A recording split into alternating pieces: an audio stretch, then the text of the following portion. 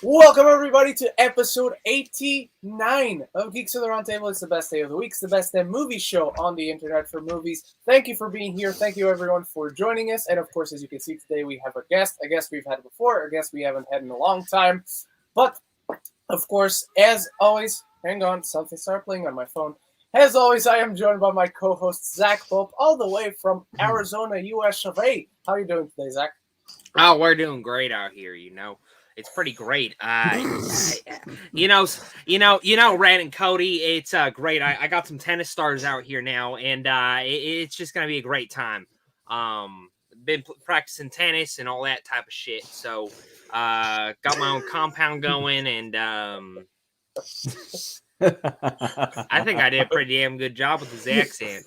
I just need the little mustache, the mustache, long hair.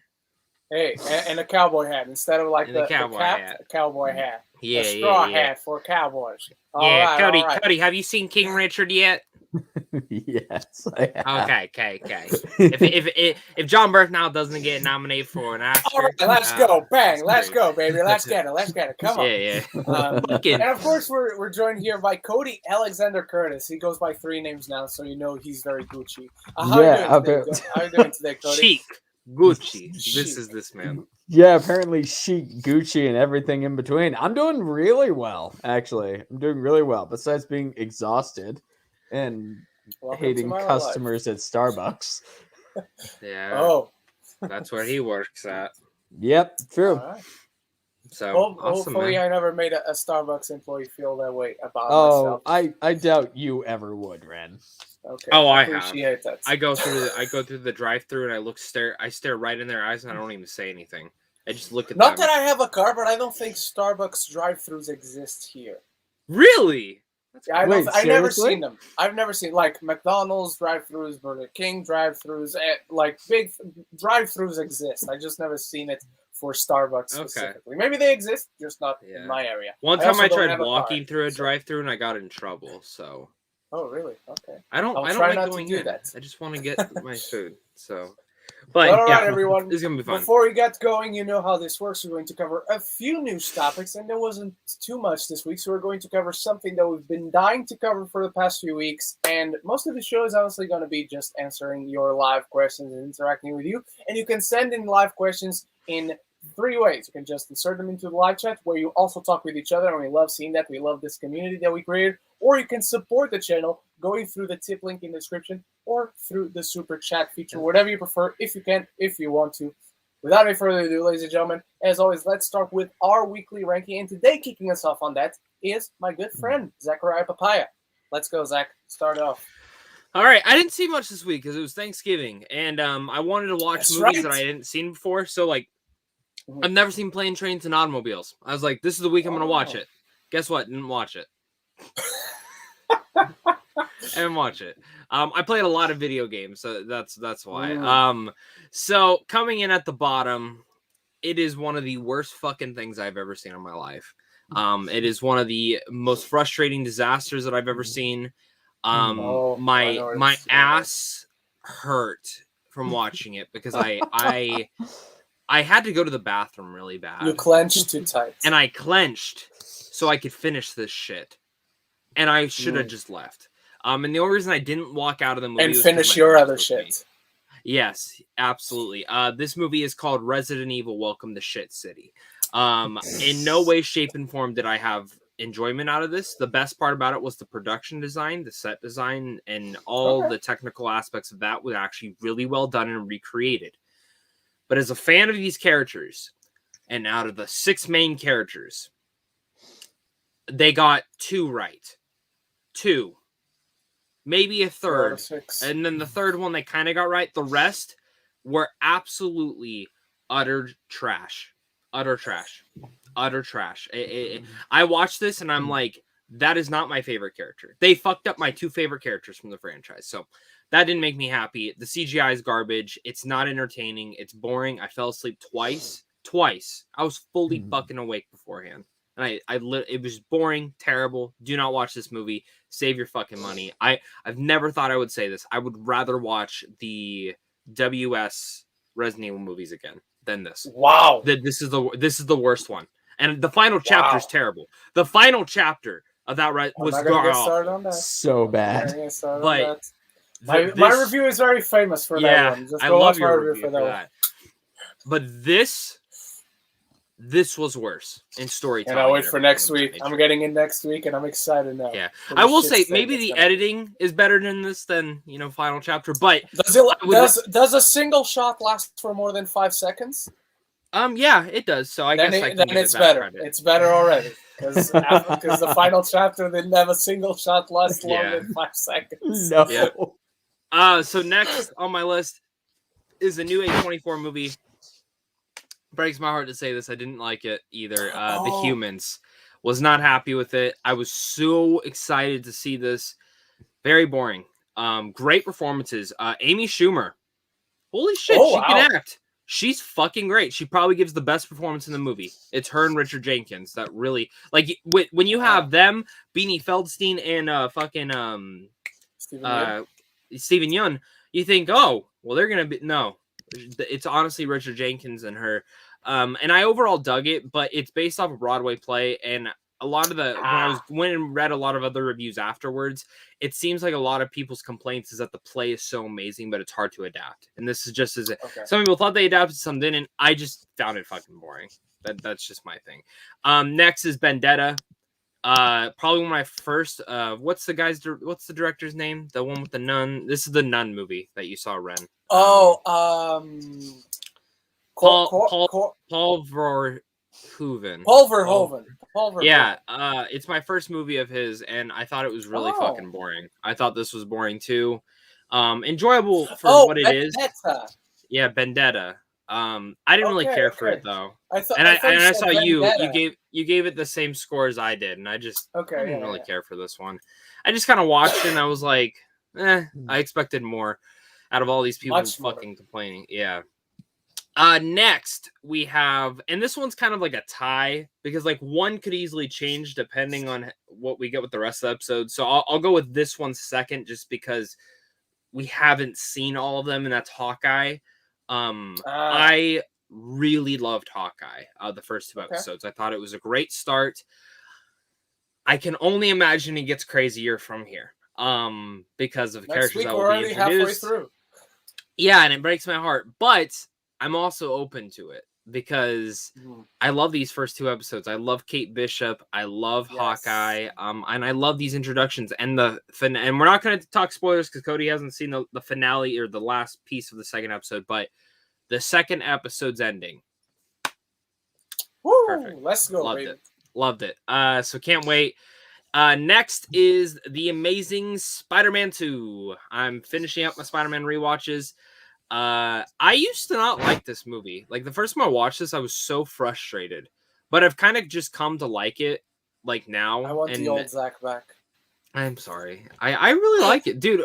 I don't know. And hear me out. It's not great. There are a lot of fucking issues with this. I just find that the greatness in this film outweighs a lot of the bad. I hate the parent stuff. I hate Dane DeHaan's Goblin. It's just not great. Some of the lines are not good, and I also really, really, really despise I'm the Rhino. Fucking terrible. I am the Rhino. Emotional weight. I love the action scenes. I love the web slinging. Makes me want. I literally I got out of my bed and I was like fucking. I felt like fucking J. Jonah Jameson when he had the spider suit on. That's what I felt like. So I like this movie. I'm in the minority. Right. I get it. I don't care. And my number 1 of the week is Red Rocket. About a washed up porn star going to Texas, his hometown, after he gets kicked out of LA, pretty much. You will never hear Bye Bye Bye from NSYNC again in the same way. That's the best way I can relate it. Right. It reminded me of Uncut Gems at times because of how frustrating the fucking character was. Really selling me on this film. I know. I had to mention it though because I don't know if you'll like this one. No, I'll be honest. I don't know if you'll like this one. I haven't even seen the trailer. I'm staying away. But I don't. I didn't see it either. I didn't see it either. This is my first Sean Baker movie. He did Tangerine, so I've seen Tangerine. But you haven't seen Florida Project? No, I haven't. Oh my god! Dude, you're going to fucking love Florida, bro. That's I know. so up your alley. I know. And I really liked Red Rocket. Besides of how frustrated, I literally walked out in the reps like, what do you think? I was like, that is one of the fucking most despicable, annoying characters that I've ever watched in my life. And even though I kind of liked it, I liked Howie more than Uncut Gems. And Howie was a dumbass too. So it was something else. But it's really funny, and it really tackles like exactly this aspect of Texas really well. Okay. So I dug it. I think people will really like it when it comes out on Christmas. All right. I didn't watch much this week, and when I say I didn't watch much, I didn't watch much, but everything I saw, I liked. I will at least say that. Now, I did watch Being the Ricardos, which I tweeted my initial reaction about it. I can't talk much about it. I can't review it yet, so I'm not going to rank it, but just letting you know that my tweet is out there. You'll get how I'm feeling in general from that. But I won't be inserting it on a ranking. Another thing I won't be inserting on a ranking is a show I started watching yesterday, which hasn't come out yet, but I threw a tweet out there for you guys to guess, and nobody has guessed yet. So you're free to indulge in the guesses in the live chat about a show that I started watching yesterday. It's an upcoming show, and it stars an actor, a movie star, that everyone is talking about at the moment. I can't say why they're talking about him at the moment, otherwise you'll guys easily guess. But in last place of things that I watched this week comes Silent Night, a very dark, very British Christmas comedy filled with sarcasm, wit, and actually really interesting topics that it discusses. A really nice surprise. Good score. On top of that, good score too. Yes, thank you, appreciate it. Wait, score for the film or score that I gave the film? Movie. Oh yeah, Lauren Balfe is the composer, so of course it's a good score. Over that, I'm going to have the 2 episodes of Hawkeye, which I rewatched upon release, and they're really fun. They're really great. I'm very engaged in this show. It is not like blowing my mind, but what it is doing, it's doing very well. And then number 1, something that I got back on that I had dropped a few months ago for some reason because I just got overwhelmed with stuff to watch and review. And this week I got back on track with Warrior Season 2. If you guys are not watching Warrior, it's coming back for Season 3 next year. So do start watching Warrior because it's one of the best damn shows on TV right now. If you like The Raid, you will like this show. So that's my weekly ranking. Cody, did you watch anything? I watched a lot this week. Okay. And Zach, I'm gonna have to apologize because I saw something. You went and fucking saw it. I told you to save your fucking money. I know. I know. I saw Resident Evil: Welcome to Raccoon City. Now, in terms of movies that are just atrocious and bad, Zach, we were talking about this the other night, and I have to agree with Zach. This is quite possibly the worst movie I have seen since The Snowman. And Zach and I have agreed that The Snowman is just one of the worst films ever made for the longest time. And then after that, other than that, I also saw House of Gucci, and not gonna lie, that film is not great. The script for me is the script, and some of the performances and performance moments are just that they're not great, to be honest. They're absolutely not great. And I went and did a little bit in House of Gucci. It's the first script that some of these screenwriters have made, and it definitely shows without a doubt. Because the more I think about House of Gucci, the more I actually kind of hate it. The one thing that saves it for me is Lady Gaga. I think she was freaking amazing in there. But then also, in terms of the best stuff that I saw this week, I just watched the first episode and the half of the second episode last night, but Hawkeye is definitely up there. And for me, it is the best show that Marvel has come out with so far. Wow. You're fucking crazy. You're fucking crazy. Excuse you. excuse you. Yeah, no, sorry. It beats WandaVision. It beats Loki. Oh, you're it beats, insane. Shut the fuck beats up. all Shut the fuck up. No. Shut the fuck up. Zach, no. Take your love out of Haley Steinfeld, man. I will. Because I am taking my love. Nothing beats Loki and WandaVision yet. Hey, I'm sorry, but I am a sucker for a good father-daughter dynamic, and those two have a really, really great one. It's not as if I don't have problems with the show. I do, but as of right now, it's pretty great. In terms of the last thing I saw this week, which is by far the best, which I have seen 3 times, it's Tick Tick Boom. Speaking of Andrew Garfield, Tick Tick Boom for me it might be my favorite, not only adaptation of a show, of a off-Broadway show, but I think it might be one of the best movie musicals that's ever been put to screen. And the reason why that is because Lin-Manuel Miranda, because that guy's a phenomenal genius. But out of all the stuff I've seen this week, that would be my ranking. Sweet. And then and then guys, as well in the comments, Cody's an actor. He's really acting right now. He's pushing out there. So if you have like more of those in-depth questions, Ren and Cody can start answering these. Cody has a couple cool projects coming up, so feel free to ask that when we get to the live questions. And Ren, I forgot to tell you, StreamYard sent out an update. You can go all the way back to the top now. I can go all the way back to the top. I'm still seeing the top, so that's a good sign. I got an email yesterday, and I forgot to send you it. Oh, okay. That they said all comments will be shown now. Okay, good. Thank fuck, StreamYard, because that's the way it should be. All right. Let's go check weekly rankings in the comments. My weekly ranking, Jigopi says, I forgot Hawkeye. Hawkeye? Oh, I forgot Hawkeye. So, number 3, Everwood, which is a drama series from the something with Chris Pratt and Emily Van Camp. The name is vaguely familiar, but I know I've never seen it. Hawkeye episodes 1 and 2, and the number 1, Dune. I agree with this ranking very, very much. Jack Alexander, Ciao Alberto, which I still haven't seen. Chariots of Fire, Slumdog Millionaire, Hawkeye episodes 1 and 2. Number 5, King Richard. Number 4, True Romance. Number 3, The Beatles Get Back, episode 1. Number 2, The Departed. And number 1, Fight Club Rewatch. Definitely Fight Club would be my number 1 as well. I would actually put Chariots of Fire number 2.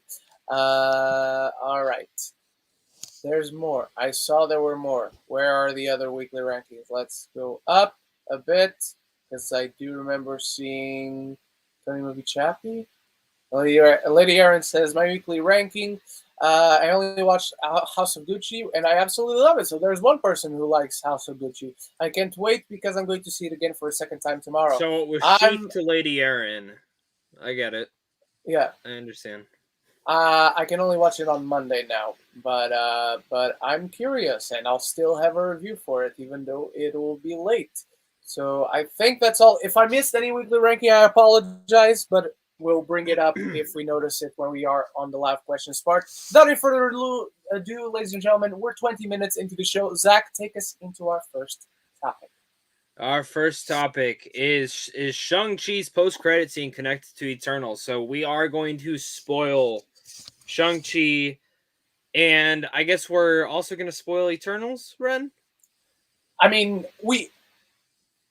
not necessarily the big things in Eternals, but we might dive into it, even if accidentally. So just make sure you've seen. I should have one of my Eternals pops to put him where Nova is. Yeah, but so if you're a little bit hesitant, probably skip ahead 5 minutes or so. Just mute us for 5 minutes. I'll take Nova out while Nova is not in its usual place. We're talking Eternal spoilers. Yeah. So just mute right now. Keep watching, keep liking the video. So the moment in Eternals that I knew Shang-Chi was connected was when Shang-Chi jumped in with Superman. Oh, you know, and they beat the shit out of Icarus, and then they flew Icarus to the wall, and Athena and them got in a fight. I didn't expect Henry Cavill to be in this movie. I was really blown away at that point, and I thought it was really beautiful and touching. I just I didn't think Marvel would bring him back. They're already doing it better than DC. Yeah.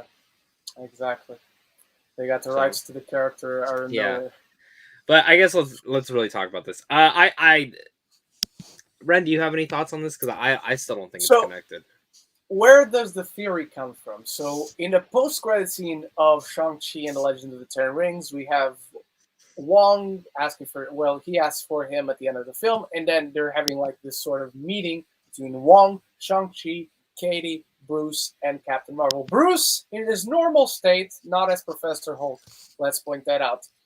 And they're analyzing the Ten Rings, like what are its origins? Because they've been here for millions and millions of years.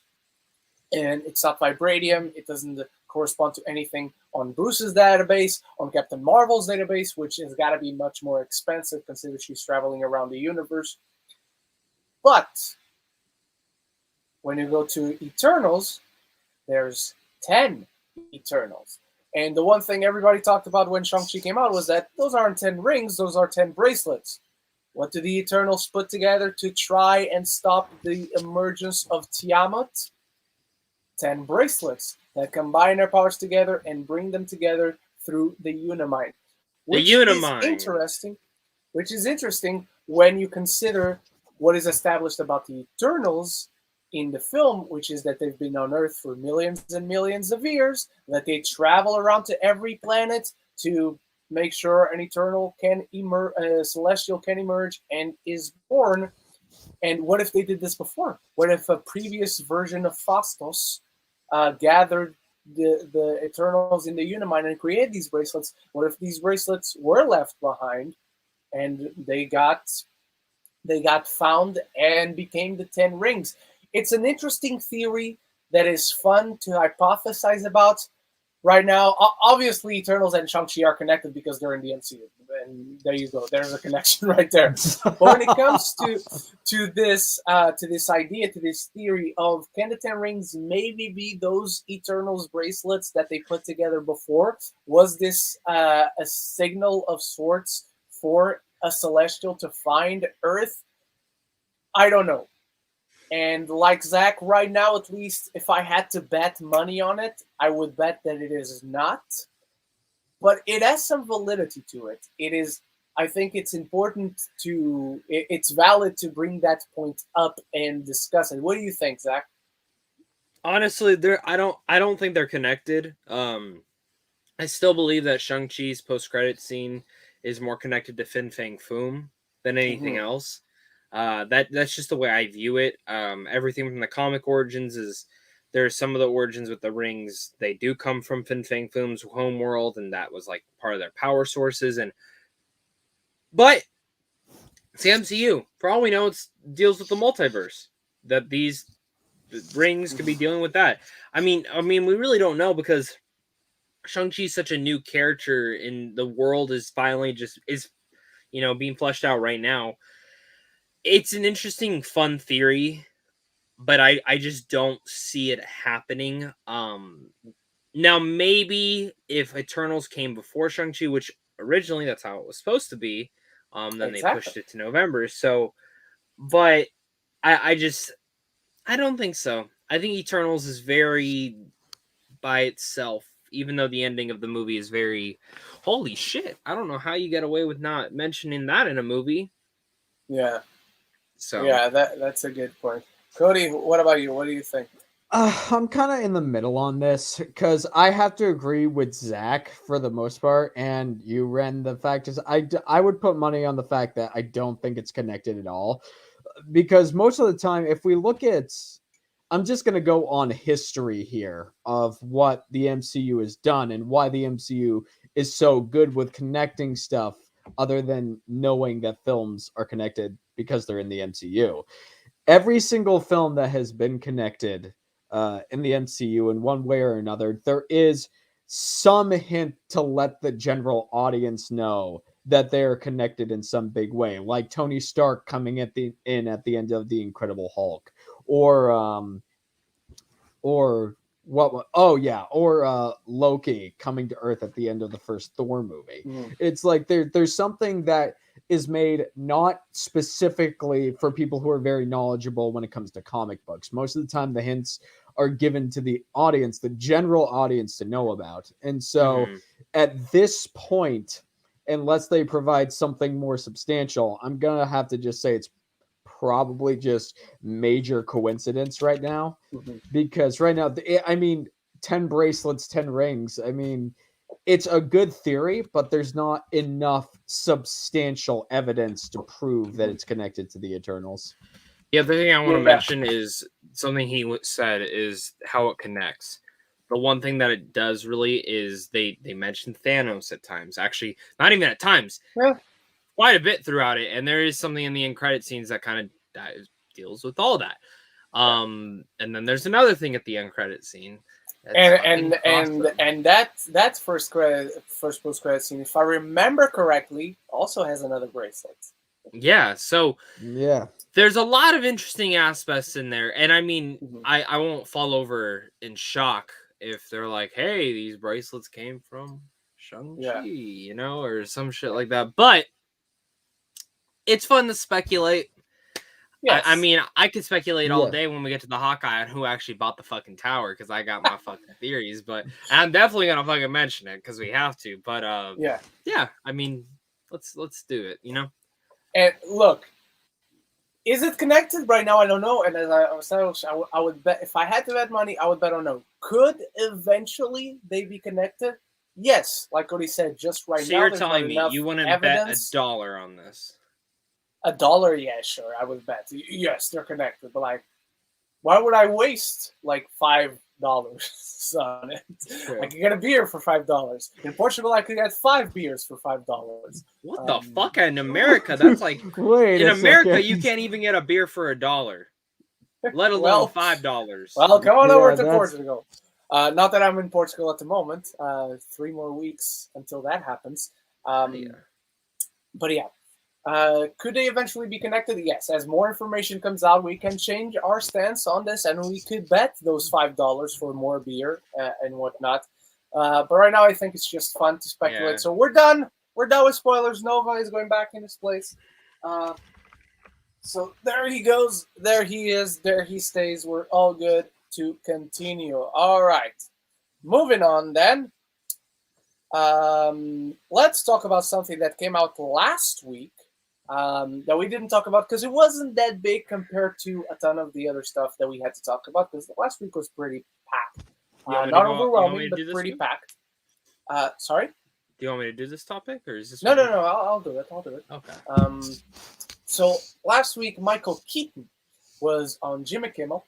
And I don't know about you guys, but I personally, like, the first thing I do in the morning as I get my coffee before going to the gym is I watch the talk show stuff. Not all of them, but the Kimmel just happens to be one of the ones I do watch. And Michael Keaton was there to promote his show Dope Sick, which I'm also watching right now. He's in it? Which I just started. Sorry? He's in that show?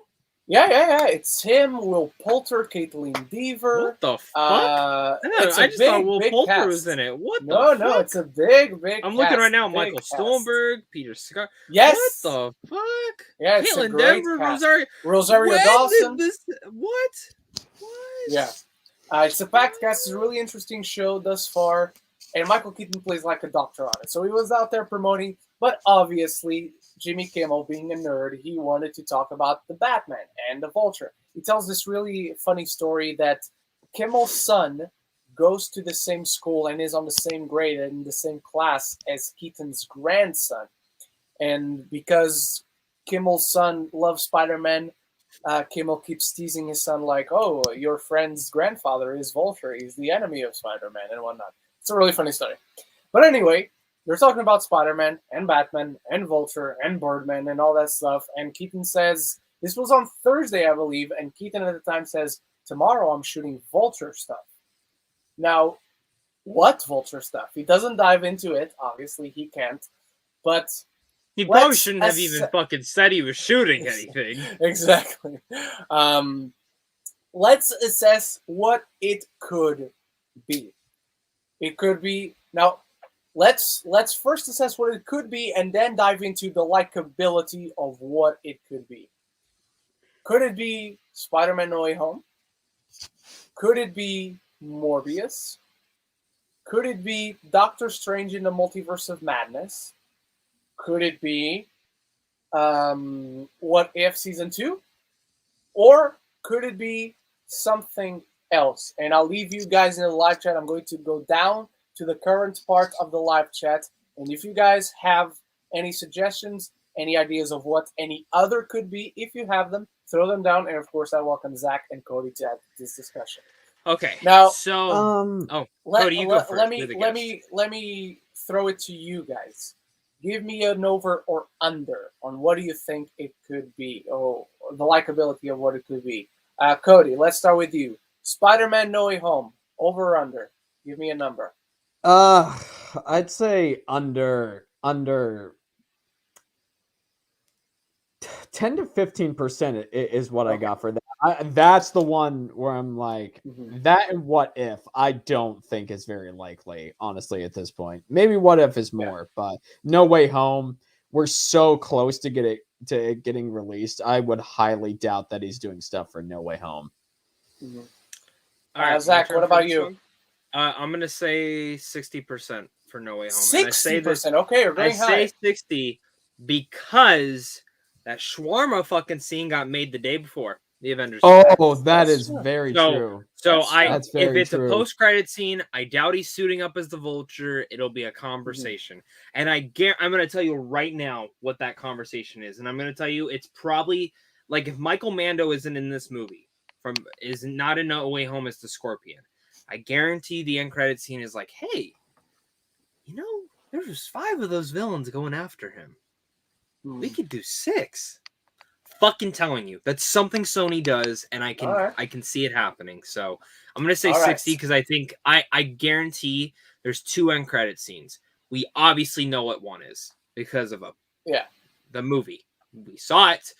There's no way he's in the fucking movie. He's in the end credit scene. The second one will be that. All right, I'm going under 5%. I just don't think. Yeah. Is it impossible? No, that's why I'm saying 5%. But it is very, very, very, very, very unlikely that it is Spider-Man: No Way Home, whether the actual film or a post-credit scene. So I'm going under 5%. Again, not impossible, but just very unlikely. Cody, Doctor Strange in the Multiverse of Madness, over or under? I'm going to say over 80% on that one because we just had that article announced that said the Multiverse of Madness is doing major reshoots. It would not... For people who couldn't 6 weeks star during that. Yeah. They're filming scenes that they couldn't do back in the day, so... Yeah, it's true. So it would not... I mean, I might even jump that up to 90 to 95%. Wow. Literally, it would not surprise me. And like Zach said, for people who could not be there, if they're having a lot of reshoots, Keaton's Vulture is probably going to be in there. All right, Zach, what about you? Over or under Multiverse of Madness?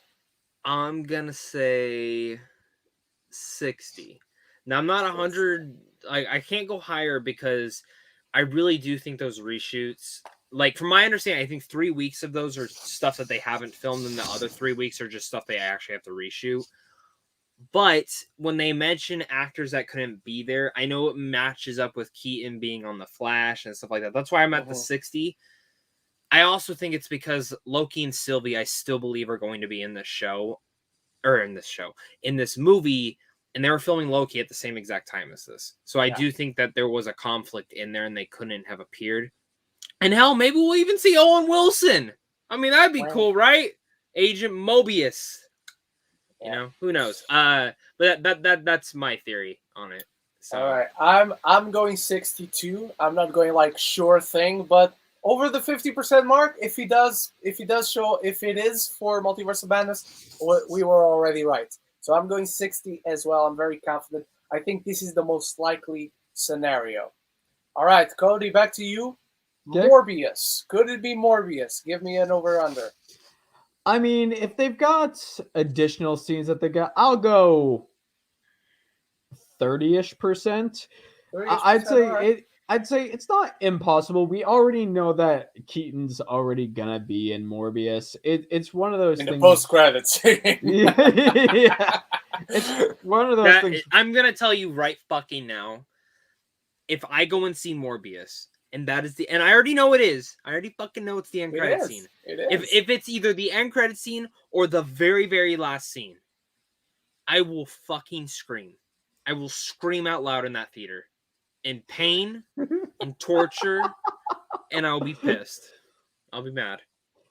Yeah, so I don't think it's not unlikely that they may have some additional scenes that they may want to put in there with Keaton, but there may also be some reshoots. So while I think there's a possibility, I don't think it's 100%. It's just slight.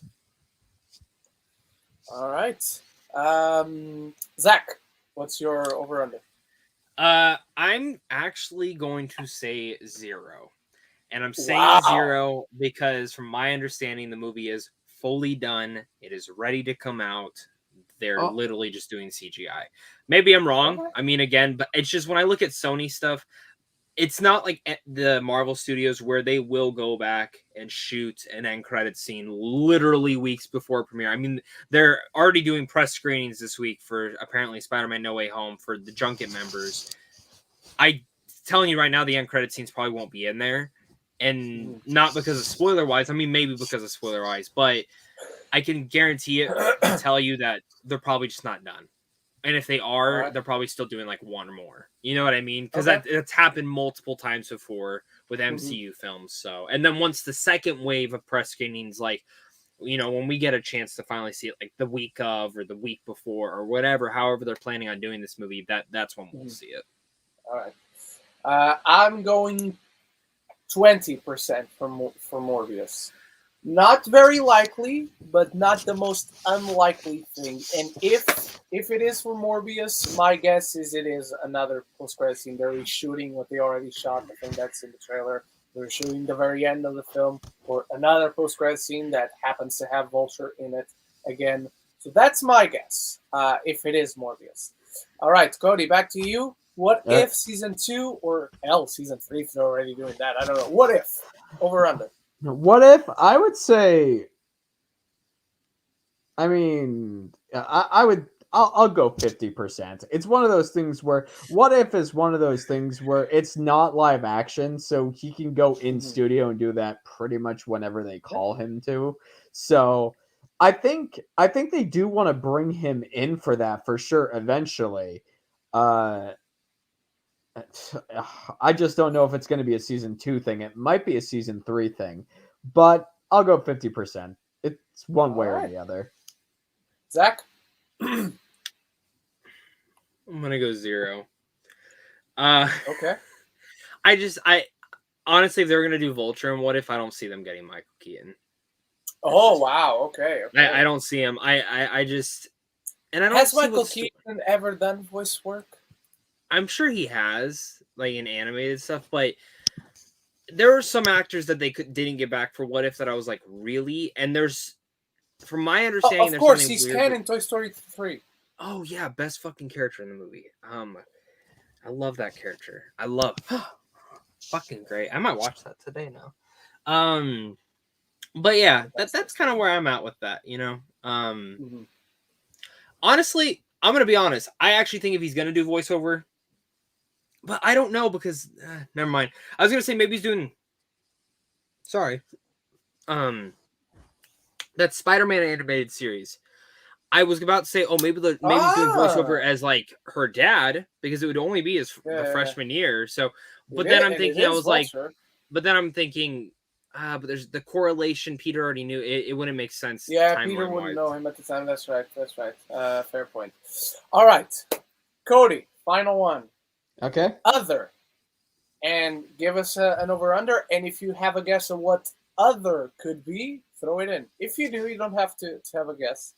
Yeah, in terms of stuff that they're filming right now, I'm going to say... Oh, hang on. Sorry. I forgot to give mine for What If. What If I'm going to go 30, because I think it's more likely than Morbius, but I still wouldn't bet on it. Continue, Cody. I apologize. Yeah. Oh no, you're absolutely fine.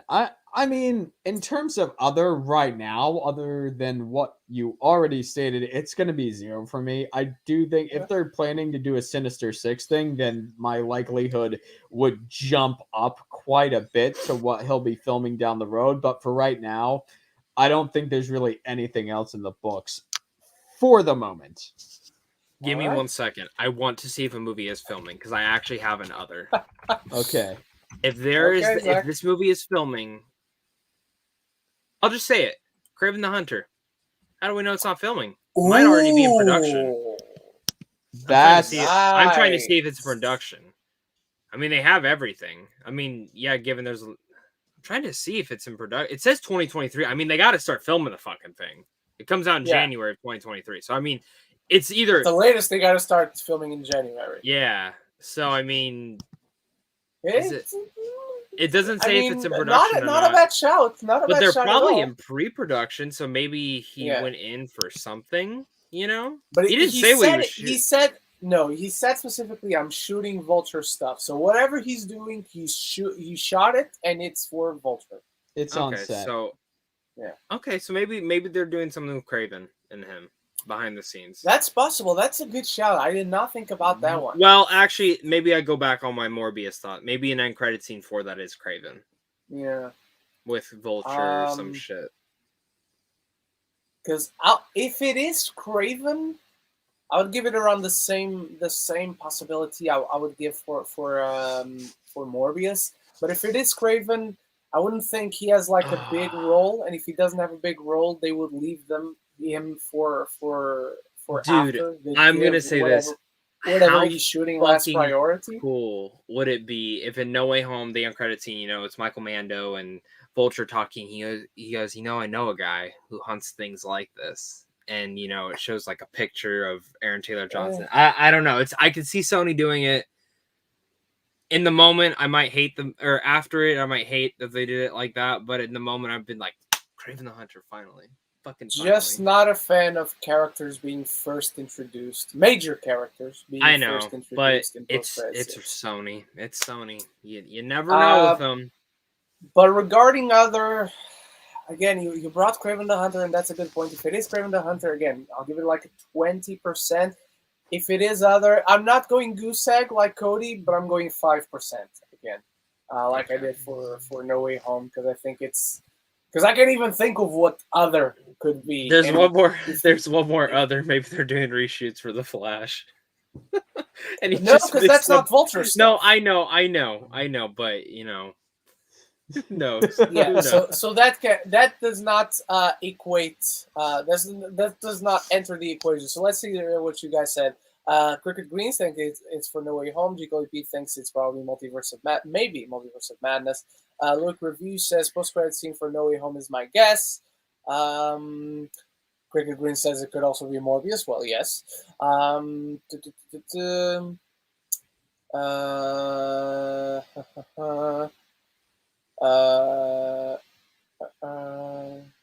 Let's go. Multiverse of Madness says Geekly Goods, our good friend Leo. Something else. If he's in Multiverse of Madness, Spider-Man's staying in the MCU. I'm just saying he's staying in the MCU. No, can't be Morbius. The movie has been completed for over a year, sitting on the shelf because COVID. No, Crashy Coyote, I recognize you, sir. I recognize you from being on John Campia's chat. Thank you for finding us. Thank you for finding this show. We appreciate you, and it's cool to recognize your name. So thank you again, and thank you for your guess. And I think that's it for guesses. Speaking about names, one time I was listening to the Schmoes Know podcast, like probably a year ago, and someone with the name Flying Penis sent in a super chat to them and said you should get Zach Pope on the Schmodown. And I don't know what caught me more. No, but I don't know what caught me more off guard. The flying penis part, or they read my name on the fucking thing. And it was in the robot. You know how they had that fucking robot? I stopped. One of the biggest reasons why I stopped watching was because of they did get rid of it. They did get rid of it. Okay, so, cool. I will say, but it literally said flying penis ass. But all right. Zach, take us into our final topic. We're almost at the hour mark, so it's not going to be that much bigger of a live questions part. I know. Fuck. We planned on making it like an hour and a half show. Yeah. God damn it. All right, guys. Next up, we got Hawkeye launches on Disney Plus. Now, Woo-hoo! We're gonna try and avoid spoilers as best as possible. Yes. For at least the second episode. I don't know though, but we'll talk about it. So sorry, Cody, if you hear anything, you're like, I didn't want to hear it. Honestly, I don't think you're missing much in this first two episodes like that are drastically like going to change the MCU forever. Just the final moment of the second episode, the very final moment. Maybe. Hawkeye launches though. How big will the series impact be? And it's nice to be back on the street level of the MCU. Yes. So, Cody, you want to start with us? Your initial thoughts? Yeah, my initial thoughts. I think. Okay, so thinking back on it, it might not be my favorite MCU show. I will say it's right on par with Loki though. And in terms of an opening to a show, Kate Bishop's origin is one of my favorite origins in terms of films, in terms of the MCU shows. Her origin is one of my favorites over the course of the entire MCU. And how she's brought together with Clint, I think it just felt so organically weaved into the story. Mm-hmm. It's just the relationship, the writing for the show. I do have some problems with a little bit of the writing, but Jeremy Renner as a whole is always amazing, and Haley Steinfeld is a very good addition to the MCU. That's my initial thoughts on the show so far. And can we please praise that these episodes are longer than 30 minutes? Yes. Like they're 47 and 49 minutes respectively. Yeah. Yes. So, now watch next week's is 30 minutes. I know. Ren, what about you? What are your thoughts so far? I'm really enjoying this so far. As far as like premiere episodes, Hawkeye is the second best first episode of any MCU show thus far for me. Loki is the best overall. It has the best premiere. Like nothing touches Loki. Why I wouldn't put WandaVision is the most different as far as premiere alone is concerned. Maybe my third favorite. But yes, my third favorite. But I don't think the first episode works as well in isolation as it does in the context of the show. So as far as premieres alone goes, I really have to put Hawkeye in number 2, because I just found the street level very welcoming. I love being back. We haven't felt this way. It's a Christmas show. It's a Christmas show, guys. I love Christmas. Who doesn't love Christmas? I love being on Christmas. It's got that Lethal Weapon meets Die Hard vibe. It's got the Tracksuit Mafia, and it's got a dog. No other MCU show. It's heavily inspired by the Matt Fraction run, which David everyone should read. Run. The opening alone is they just put the comic on screen, which was awesome. And yes, I love Kate Bishop's story. I cannot wait to see the assembled episode of this show, because I think that opening, when they have that oneer, I think it's a moving set.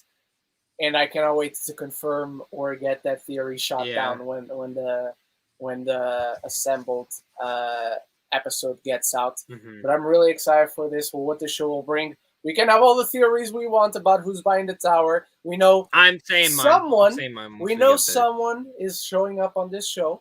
Let's not say who it is for the sake of Cody, in case Cody doesn't know, in case any of you don't know yet. But there's a big person showing up in this show. Okay. And I think that is very much the person who bought the tower. And that's what I was going to say. I was going to say that same thing. So I won't get into it. But you can speculate. If you know, you know. If you don't, you don't. That person bought the tower. I'm more sure of it than not. There's a couple glimpses in the conversations that they mentioned the tower. And I'm like, okay. And it kind of also, again, this is heavily influenced by that comic run. And if you've seen that comic book run, I think, Ren, you mentioned it one week when we were kind of talking about what could possibly happen in the show. And that was one thing, because in the comic run, they go to a party. And I think that party's going to be at that tower. And in the comic, the party is filled with cameos, which I don't think we're going to see all those cameos in this. But can we real fast? Who are 2 villains in the MCU that you think we might have a cameo in there? You know what? Because it's all villains, right? It's all villains Yes, from my understanding. yes. Okay. I think we could get Madame Mask. Maybe she won't have the actual mask, and maybe at the time in the version of the show we won't realize that, oh shit, that's Madame Mask, but for all intents and purposes, she could be there. And who else? You know what, Zach? Nope, it can't be what I was about to say. It can't be what I was about to say. What were you gonna say? I was about to say we could see Willem Dafoe's Norman Osborn, but it's variants. It's been established that this show takes place 2 years in the future. So the MCU in general, after Endgame, after No Way Home. So, what was I going to say? The MCU in general is already in the future. The MCU already in general is set in 2023. Now Hawkeye is set in 2025. According to what they've established. Which means that Black Widow post-credit scene was probably only a couple months before that. Exactly. Which is insane. I'm going to say this right now. I don't know how I feel about that giant time jump. And this is also where it goes to my Spider-Man. Okay, maybe he is leaving. Because they pushed that pretty fucking far. It's just, it feels a bit weird because of the Kate Bishop thing. And it's like, okay, so like, because now we gotta wait for everyone to catch up before Kate can join like a team or anything like that. You know, it's a bit weird.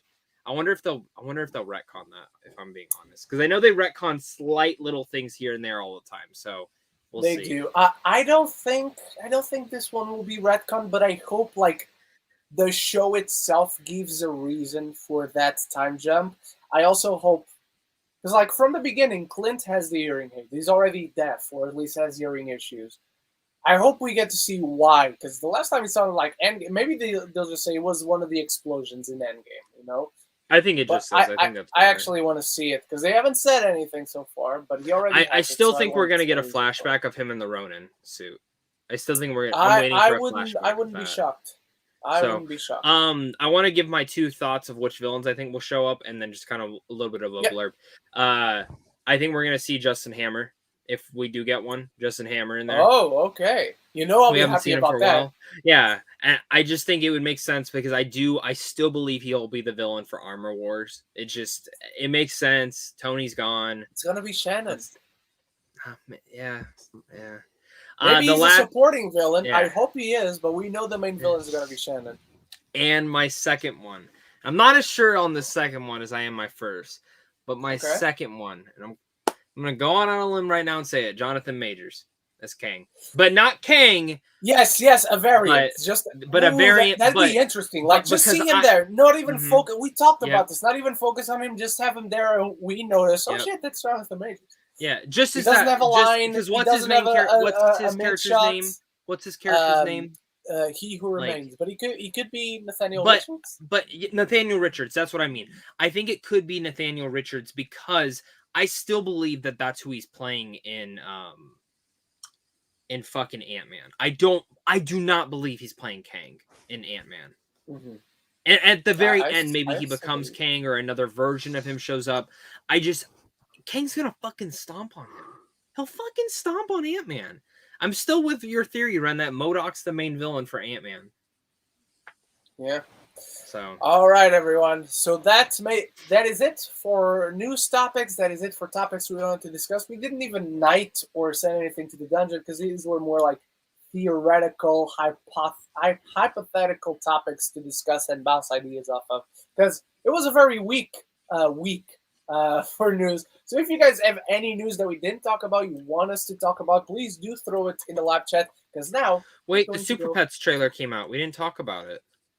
I didn't laugh once. Oh.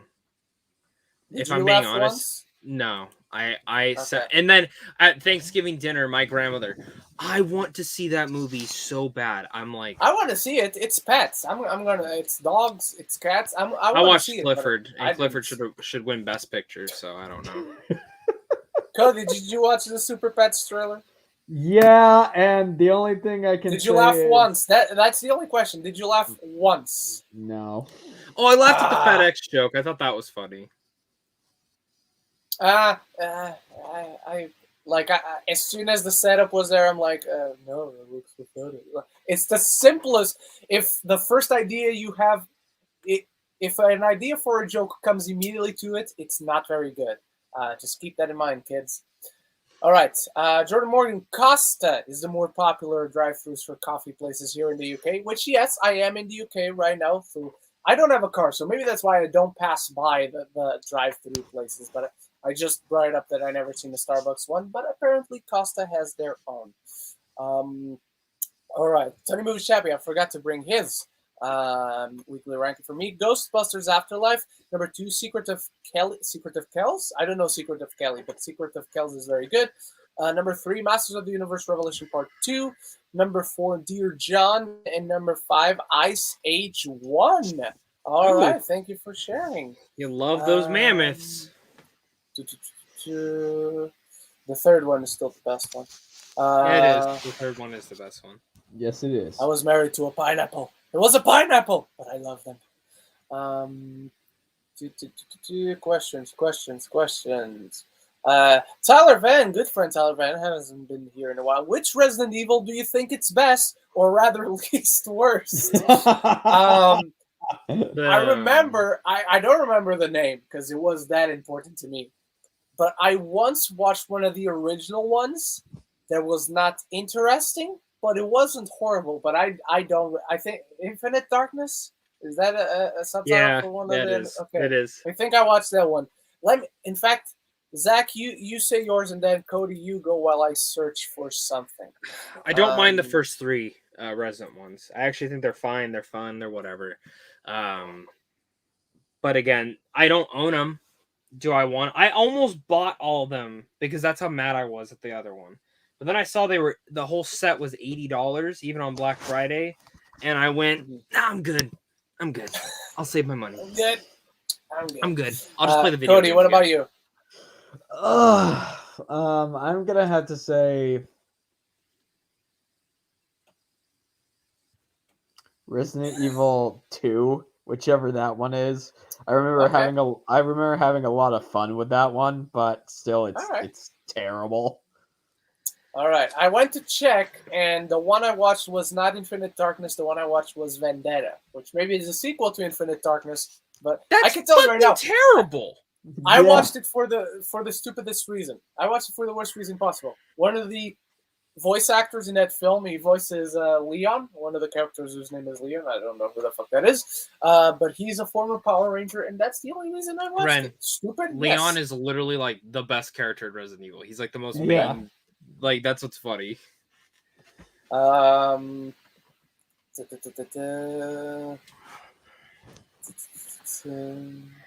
Zach, Lady Aaron's asking, where's House of Gucci? Didn't you rank that one? You watched it last week. Yeah. But where would that be in your ranking if you want to ask that part of the question? I would have put it above. It actually would have been in the middle. I would have had it right underneath. And I only say that because I saw a lot of shit this week. But I at least could enjoy House of Gucci for the shit in it. Jared Leto. I mean, he compared himself to Parmesan cheese. He compared himself in real life. That man needs to shut up when it comes to doing press for anything. And then I saw an interview. I saw a fake interview that someone posted. It wasn't real, but it was like, to get into my role in Morbius, I was biting people's necks. Oh, yes. And I thought it was real before I even one of the discussing film fake accounts. I legit had a whole written out, and then I looked and I'm like, yeah. But I'm not shook. I'm sure he did. Okay, this is people trying to guess. Yeah. And now what I watched, Peacemaker. No, it's not Peacemaker. You guys are probably going to end up watching. I don't know if I'm going to have access to screeners for Peacemaker because we don't have HBO Max out here. I definitely want to cover it because it's superhero stuff. But I don't know if I'm even going to have access to screeners for that. But no, it's definitely not Peacemaker. Look, Leo, Zach, we have a certain chat where we're all together with a few other people. If I had Peacemaker screeners, I would let you guys know to reach out to get them as well. So it's not like a show that every single person in the world is going to watch. Like when I say that, obviously exaggeration. But can you say what streaming service it's on? I would have thrown in another clue, but is it Netflix? Okay. Because I was going Okay, through all I will. these I will Netflix give shows. you. I will give you 3 streaming services, so you don't have to try and guess from each. Netflix, Disney Plus, and Amazon. It's in one of those 3. It's an Amazon one. All right, Lady Aaron. By the way, Ren, aren't you watching House of Gucci today? No, I am not, because I don't have time. Because after this, well, I would watch after this, because after the show, I don't have plans until later on. I'm going clubbing tonight. We're going to a club. Ooh, you're gonna be chic tonight. I'm going to be chic. That's why I did chest day, baby. But no. The screening times just don't align very well for me to get to the screening and then come home to have some dinner and then go clubbing. It's just not good for the schedule. But I'm going to watch it Monday. Tomorrow I'm very busy. I have a podcast with Leo and a few other friends. Then I'm doing a movie trivia thing. So tomorrow is no good for me either. But on Monday I will be watching House of Gucci, for better or worse. And I'm expecting worse. Jordan Morgan guesses. I wanted to guess Witcher, but I feel like that's too obvious. Zach guessed that too on the tweet. I know you would have told me. You would have told us if you had it. No, I would be bragging about that shit if I was. I did talk to someone. It is out there. For it is because he's already doing junkets. Yeah. So. Yeah. So it's not that. It's not like a big fantasy. It's not. I need to ask for it because Netflix is weird. Sometimes they send, like last year, I got Witcher a month early.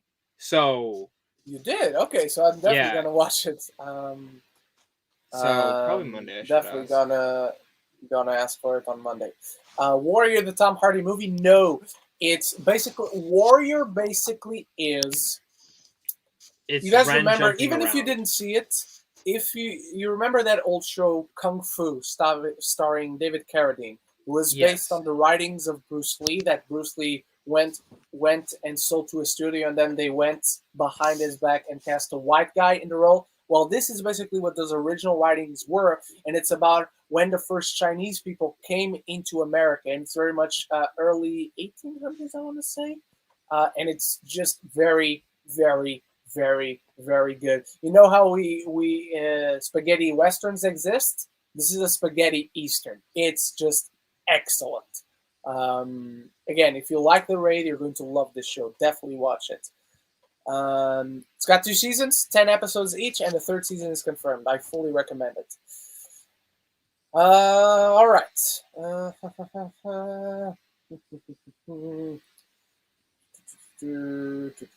Where are we?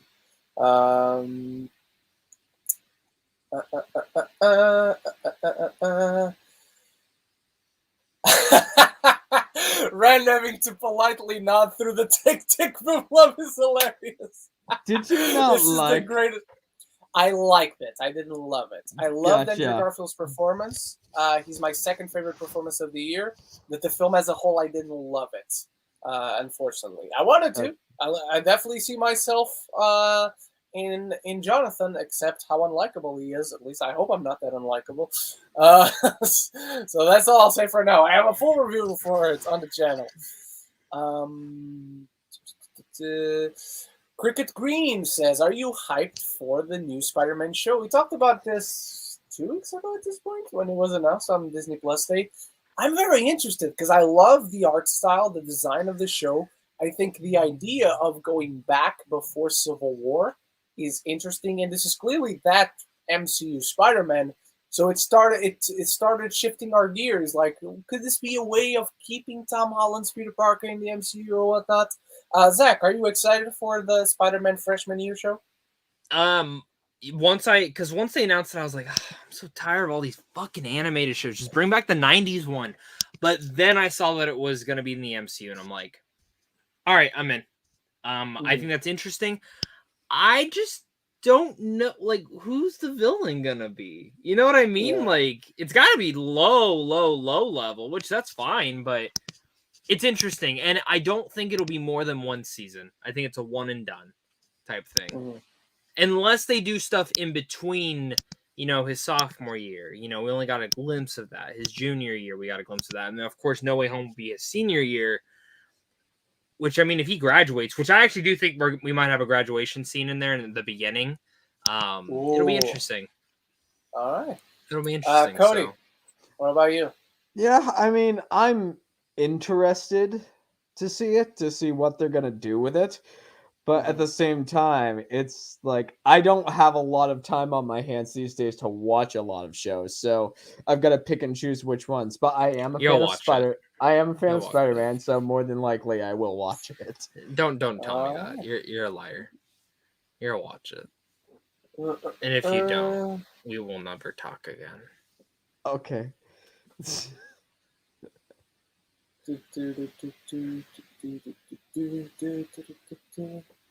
Eric Thorpe is here. Hello, Eric Thorpe. Thank you for being here, buddy.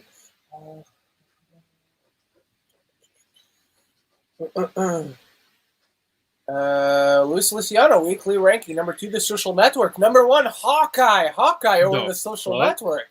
I don't agree, but I do love seeing that. That's a hot take, and we do love and respect hot takes. So thank you for sharing that, Luis. Both are good, though. Both are good.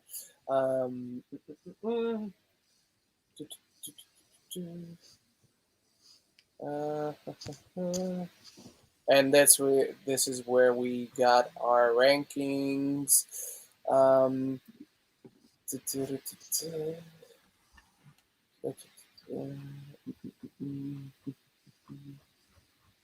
Questions. Where are more questions?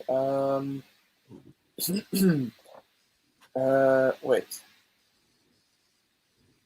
Oh, okay.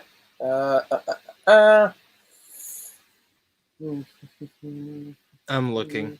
Next question I see is Sir John. Okay. Yeah, I just got to that. Sir John asks, thank you for the question, Sir John. Which characters do you prefer in the MCU and which in the comics? I prefer MCU Cap, Bucky, Wanda, Thanos, Loki, comics, Vulture, Mysterio, Hawkeye, Wasp, Hulk. Too many to name. I will say this. In the comics, my favorite Marvel character is Hulk. In the MCU, my favorite character is Captain America. I would say I prefer Bucky in the comics. Out of the ones you mentioned, Bucky, I prefer the comics. Bucky. I prefer Wanda in the movies, in the MCU. Loki, after the show Loki, I prefer him in the MCU too. Thanos, hard to say. Because I love the depth that they give him in the MCU, but I think he's just more of a classic, and I do enjoy the classic villain Thanos in the comics. Vulture, definitely prefer him in the MCU. Mysterio is it's very tricky. They did him as perfect as possible. Yeah. Hawkeye, I prefer him in the comics. Wasp, I like her either way. Don't prefer one to the other. But yes, that's my take. Going off of the ones you mentioned, Zach. Yeah. Any thoughts? Cap movies, yes. I just wish again we would have more of him. Yeah. Bucky comics, Wanda movies, Thanos. I'm in the middle as well. Loki. I'm actually gonna say movies for that, movies and shows and stuff like that. Vulture, absolutely the movies. I fucking hate that character in the comics. I think it's a fucking terrible character. Mysterio, indifferent. Mysterio is my favorite comic book villain for Spider-Man ever. So, but I also do love how they represented him in the movie. I'm actually gonna watch Far From Home today. Hawkeye, absolutely the comics. Let's see how the show goes.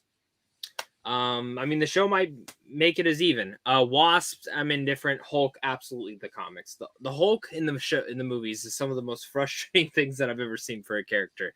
And I love the fucking Hulk when he's great. Bring me Maestro. Ooh, the Maestro. I would love to see him in live action. Cody. I would have an opinion if I read comics, but that's right.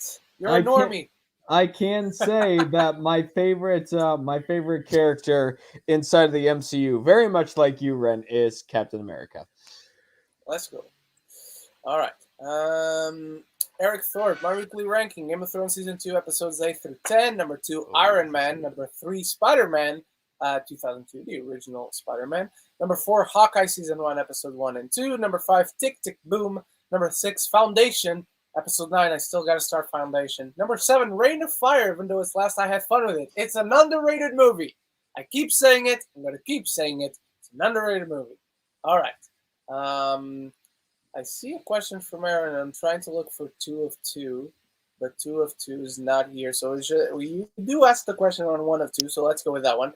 Lady Aaron, for Zach and Cody, you guys should know that I love Adam Driver. Who doesn't? How would you rank Adam's performance this year? So we got Last Duel, House of Gucci, and Annette.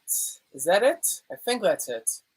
Zach, let's start with you. How do you rank his performances this year? What do you have? He had Annette. You only have Annette, 3, right? Last Duel, and House of Gucci. Okay, so House of Gucci bottom, Last Duel middle, Annette top. Even though Last Duel is my favorite movie that he did this year. Okay. Cody, what about you? I'm not going to disagree. I think Annette is the top, Last Duel is second, and then House of Gucci is last. All right. I would rank Last Duel number 1 and Annette number 2 because I still haven't seen House of Gucci. Russian Coyote, still a cool name. Why doesn't Ren like other characters be introduced in other movies first? Major characters, like characters that are going to lead their own movies.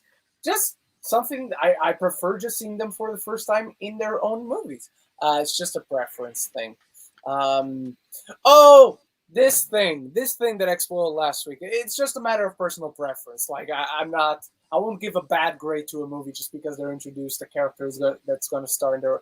Hell, you know what? I'm being a little bit of an hypocrite myself because I pitched the Fantastic Four to be introduced in Ant-Man Quantumania post-credit scene. That's over a year ago when we had 3C on the show, and we each pitched a Phase 4 MCU film. And I went really nerdy because if you look at Zach and Chris's pitches, they went like simple, effective, to the point. And I was there describing all the little details. So I went a little bit crazy. So there's a little bit of hypocrisy in what I'm saying. But I will still stand by that for the most part. There are exceptions if it serves the story. And maybe if they introduce Craven, I'd be very happy. Just the thinking about it, I'm not a fan of. All right, Zach, you and I talked about this. Well, we didn't talk about it. We talked about how it happened. Gico EP, have you guys seen the news about Chris Stuckman now being a dad of twin boys? That should tell how old we've got now that he's a parent. Congrats to him and his wife, Sam, though. So we found this out last weekend. I think it was Sunday or Saturday, something like that. We be old. He posted a very long video. Fucking knew it. A very long video where the thumbnail is simply him and his wife Sam just smiling for the picture. Beautiful sun on the background, a rainbow in the background, if I'm not mistaken. And then they give out the news, which you could already tell. You're like, are they? And then they show it. Not only they show a baby, and then they zoom out, and it's 2 babies. They had twins, and they have the coolest fucking names ever. Look, it's not like I know Chris. It's not like I know who he is. I've watched his videos for years. It's not like we know each other. It's not like we ever communicated directly, even though he once commented on a post because I bought his book. That doesn't count, though. Very happy for him. If it's... Look, let me be completely honest and just put all the cards on the table. Am I interested in never having kids? I'm not. But if that is a goal in your life, I am so fucking happy for you. And it's just cool to see him and his wife keep on growing together as a couple. And now they're parents, they're daddies. So it makes you, yes, it makes me feel old. I think it makes us all feel old. So very happy for Chris because he's clearly very happy right now and he deserves it. Zach, what are your thoughts on this? I've been watching him since when he had that fucking channel that he had to delete. Like QMR. Yeah. Quick movie reviews. Yeah. So it fucking blows my mind, man, that he has kids. But I fucking knew it when he was doing all those videos. And he's like, I got one more big one about like personal stuff. And I'm like, well, his wife hasn't been in any videos for a while. I'm like, so hopefully she's okay and everything. But I'm like, she's either fucking pregnant or they had kids. And this video pops up and I'm like, oh shit. Yeah, fucking kids. Which is congrats to him. You know, I want to have kids, and I hope I want to give them dope ass names. I actually know what names I'll name them. Not gonna say here because I don't want anyone fucking Squirtle, Charmander, and Bulbasaur. Oh, that'd even be fucking better. That'd be even fucking better. No, they're actually they're mixes on Star Wars names. Nice. And I convinced if you have a boy and a girl, it's got to be Luke and Leia. No. It's gonna be it's a mix on those though. It's a mix. It's gonna be Obi-Wan and Ahsoka. I don't know. I'm not gonna. You don't want to say the names. You don't. No. I know. I don't want to yet. I don't want us to yet. But I did like. I think they're dope as fuck. But congrats to him, man. It makes me happy. And see, Chris, you gotta be on the show. We're kissing. I want to see his new movie. I want to see his movie, man. I can't wait to watch that. That's gonna be interesting. Same. Guys, please tag Chris Stuckman on Twitter and ask him to be on the show. Ask him to be on the episode 100. We're 11 weeks away from episode 100. It's enough time for you to tag good old Chris on Twitter and tell him I almost said something, but I didn't, and I held back. Okay. You'll tell me in private when the show's over. Cody, anything you'd like to add? First of all, if you guys managed to get Chris Stuckman on the show, I fully expect an invite. We've been closer. We've been closer before. Yeah, but honestly, I'm with Ren. I don't ever plan on having kids, but for Chris, and especially for if any of you have not seen the video and are fans of Chris Stuckman or are fans of people who just overcome a lot, the stuff that him and Sam had to go through to have kids, it's actually quite amazing to listen to and to learn about, and it teaches you quite a bit, especially with how things are sort of run, whether that's good or bad in the United States when it comes to our healthcare system. But congrats to Chris and everything else. I mean, it's having kids is it's a feat on its own, and the fact that they're still going strong and they still got everything going for them so highly, it's just congrats to both of them. And Ren's right, that the names of their kids is amazing. It's great. That's cool. But yeah, congrats. Lady Aaron, Ren, Zach, and Cody, how do you deal with people that say incredibly mean things to you? By the way, Zach, I saw someone said, the thing you posted, my best friend? Nothing but love. Yeah, my best friend. Aaron, I'm going to get mine out of the way because I'm sure Zach and Cody are both going to be very inspirational. I'm going to be very lame. I legit have a superpower. It's a very lame superpower. My superpower is I don't give a shit. Unless you're like a very close friend and you say a mean thing to me and you mean it, that will sting. But if you're someone I never heard of, nor do I care about, never interacted with before, and you come into my video and say, "Oh, you're stupid," I don't give a shit. I wish I could, but I don't. That's my answer. Zach, what about you? That's my superpower. So I have a superpower too, Ren, and it's called I laugh my fucking ass off. Because so this guy sends me this message, I don't check my, so I don't know if you guys have never noticed, like Facebook has these like message request things. Mm-hmm. So like half the time I don't get notifications on these, but every once in a while Facebook will send me a thing saying, "Hey, you have some messages that are in your messages requested." Okay, so I got that yesterday, went in, I had a nice message from someone, another nice message, and then I had that one. It's not the first one I've gotten on my Facebook, and I found it to be fucking funny. So I was going to send him back a gif of Buzz Lightyear saying, "You pure, small, little, strange thing." And this motherfucker blocked me. You little bitch. If you're watching this, you're a little fucking bitch. You are a little fucking bitch. Because I was going to message you back, and we were going to have a great discussion in that fucking message chat. But you are a little, insignificant little bitch that you couldn't let me reply back to you. You little bitch. You blocked me completely. That I couldn't even find your fucking profile. You're a bitch.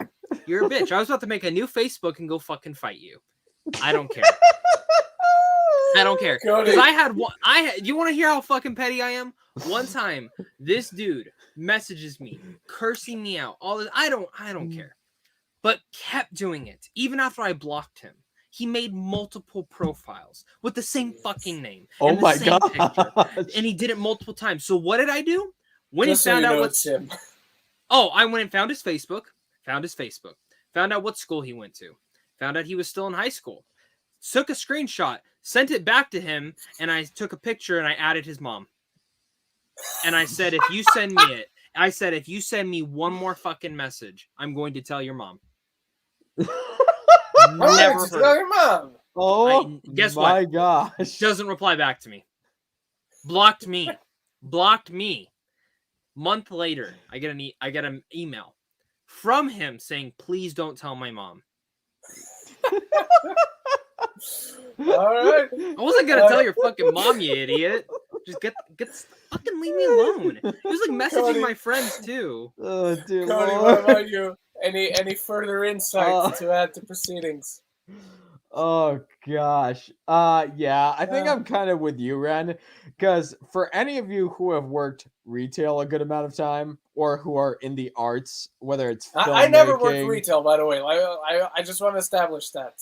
Yeah. I was born with my superpower. Yeah, Ren was born with his superpower. I had to learn how to deal with it because I have been in retail and especially now working Starbucks and just being in the arts, being an actor. I'm going to tell you what, getting negativity and hearing mean people's thoughts constantly is kind of par for the course, especially if you want to get into the arts. Or I mean, heck, even if you just want to be on YouTube. The fact of the matter is if they're people who you care about and they have good criticisms for how you can improve, that's one thing. But if they're people you constructive criticism is okay. It's more than welcome.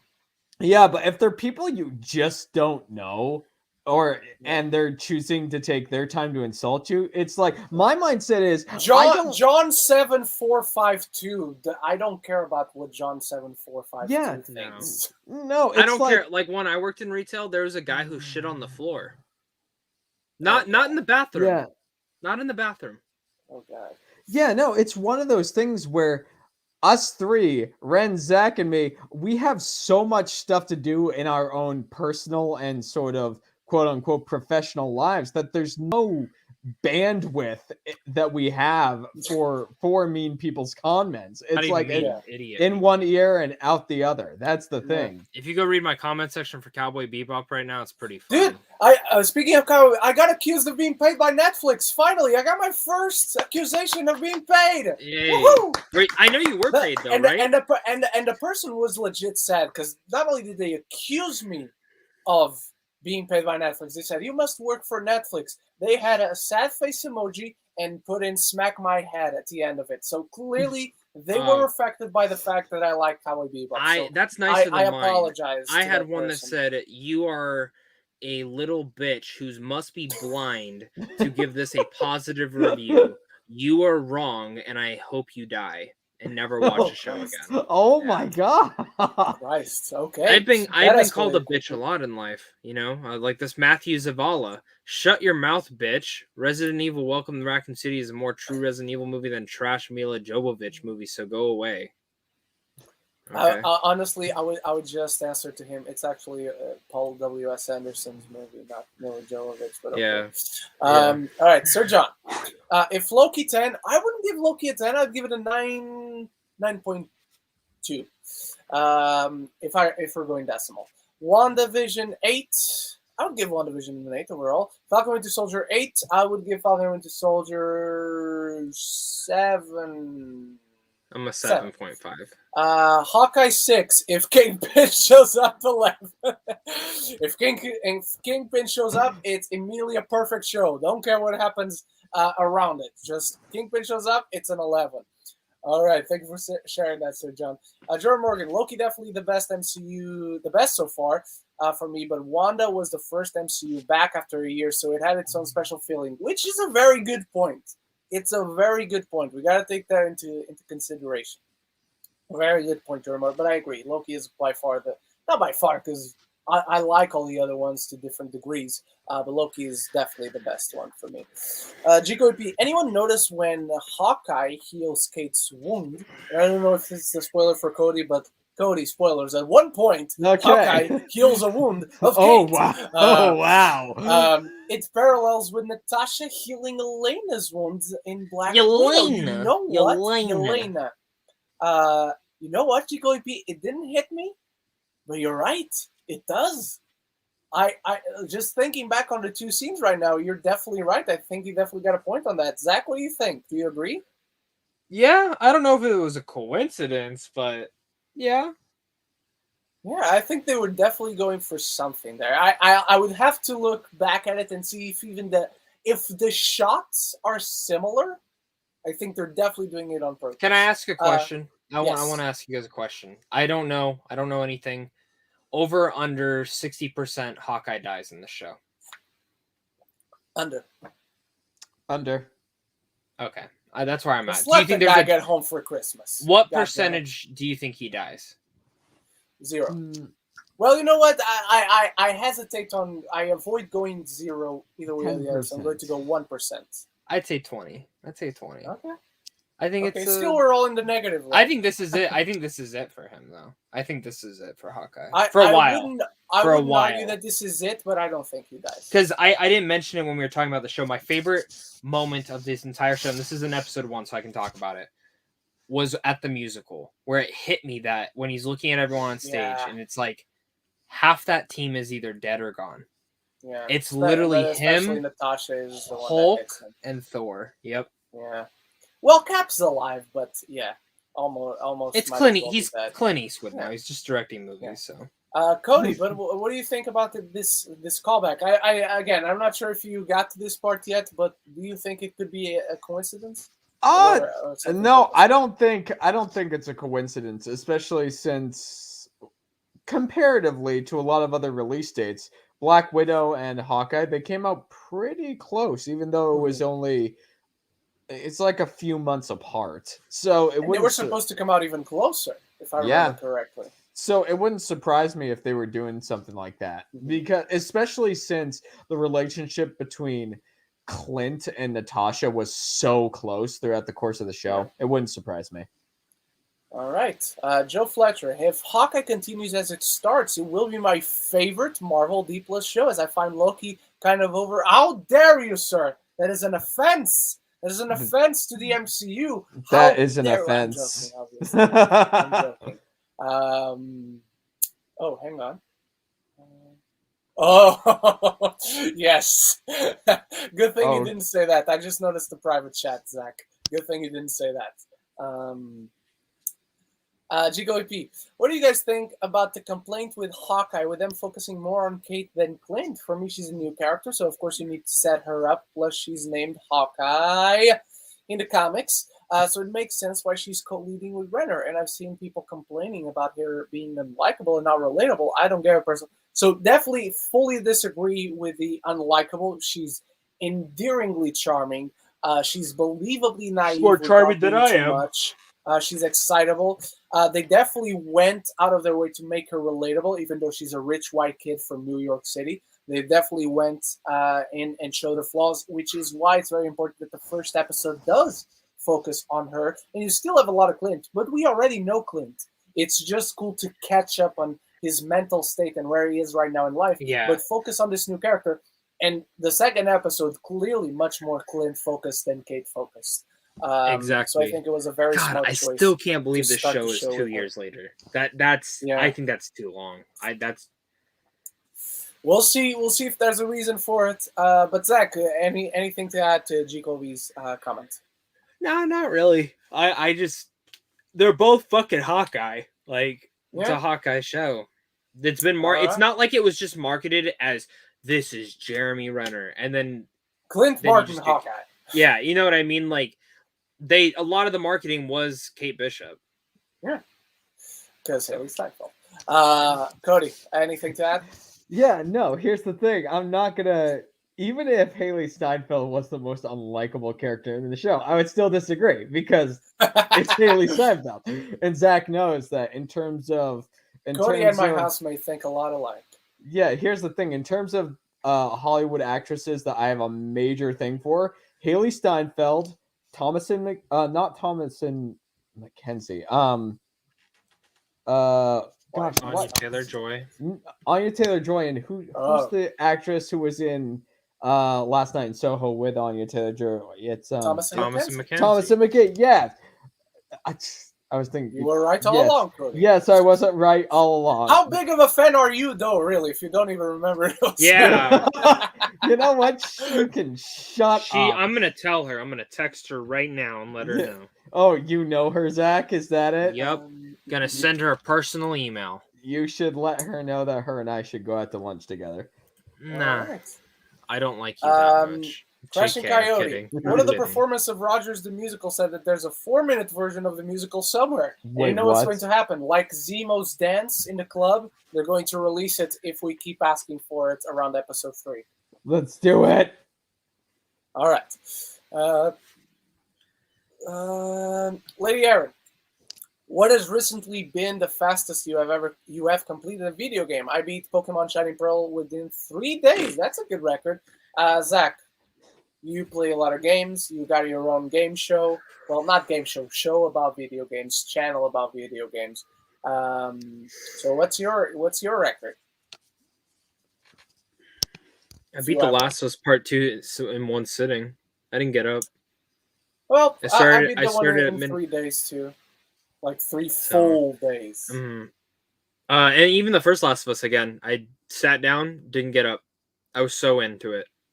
All right. So I don't know. It's different because there's games that are like 4 hours long, and then you just beat them, and you're like, oh, okay, that's how long. But yeah, I mean, I guess like consecutively playing that, I don't really have time to do that anymore. I had to take vacation for those 2 days, or those 2 games. I usually take a week off for one game every year. So like next year it'll probably be Elden Ring. Cody, do you have any record?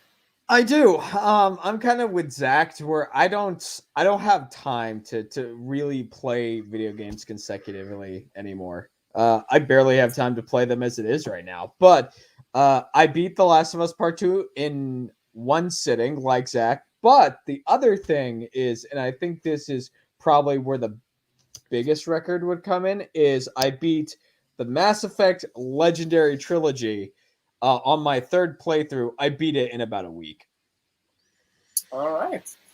I guess I've talked about The Last of Us that I beat in 3 days, that I played for like 3 full days. But I don't really keep a score of that. I don't really give a shit. I just want to play the story. Yeah. So whenever I beat it, I beat it. So yeah, I guess I beat Miles Morales in like a day or 2 as well. But again, I don't know if it was a day or 2. Lady Aaron, how do you guys feel about Stephen Sondheim passing away yesterday at age of 91? It's really sad, and may he rest in peace. Dude, I did not even realize the man was 91 years old. So it came in as a shock. Looks really good for 91.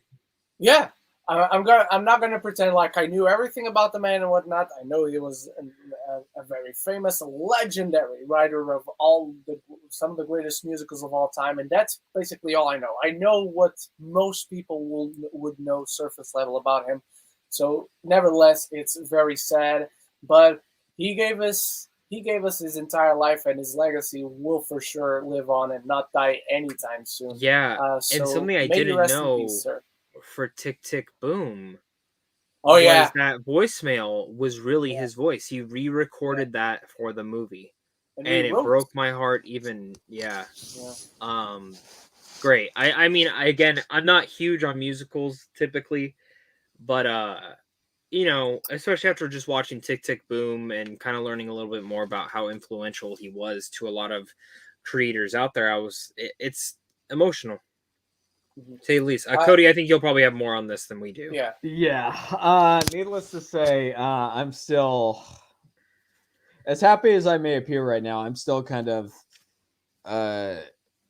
veering back from what happened yesterday, because I have been, for those of you who don't know, I've been in the performing arts, specifically theater. I have been in the theater my entire life, and Stephen Sondheim is somebody who had a major, major impact on me. So as soon as I got the news last night, I had just got home from work, and I went into like a full-on mental breakdown, to say the least. Like, I was crying, I was a bit depressed, and I'm still very sad about it. But if you guys want to learn about somebody who has completely given their life over to the arts, and it was so dedicated, not only for writing the stuff that he did in terms of presenting great art, but somebody who did it because he loved his audience so much, then you owe it to yourself to learn about Stephen Sondheim, because the reason he did like film and television, however,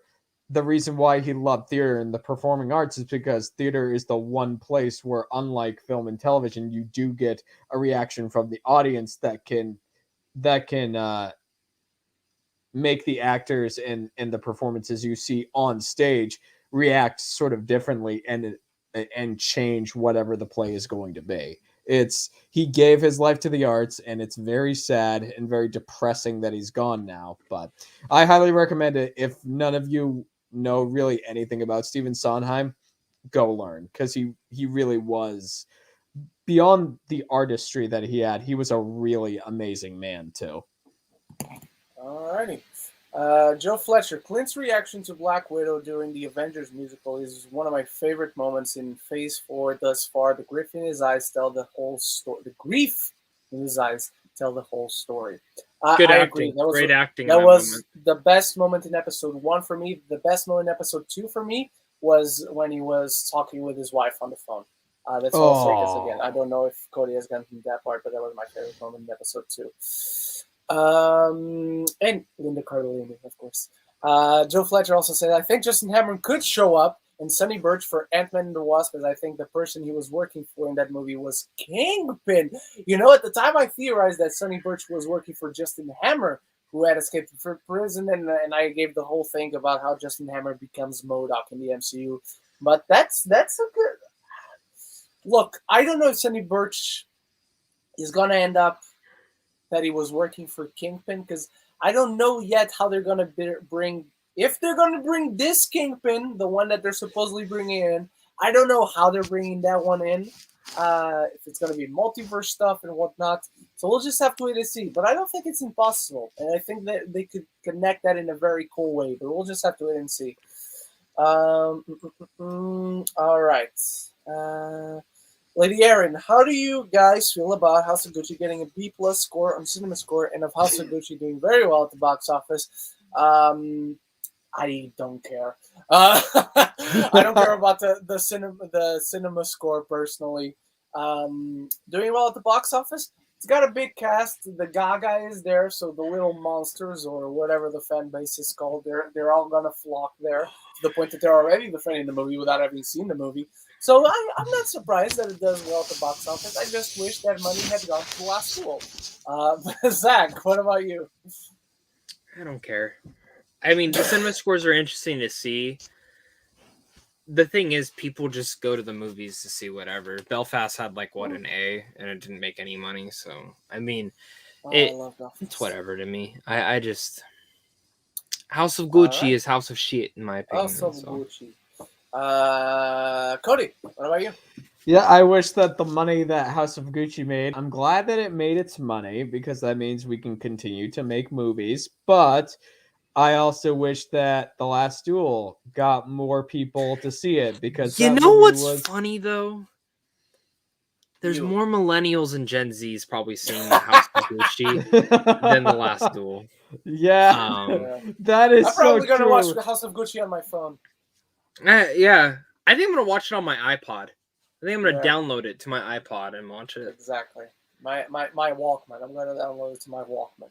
I'm gonna download it to my Razor Beams. Why? General Kenobi's art. I've been revisiting Spider-Man, the Amazing Spider-Man 1 and 2, and I don't think they were bad at all. So General Kenobi is with you. General Kenobi, he's with you, Zach. I have the high ground. Appreciate it, my friend. It grows fast. That's the sucky part, because you can already see hair. Usually I go baby smooth. But thank you, I appreciate it.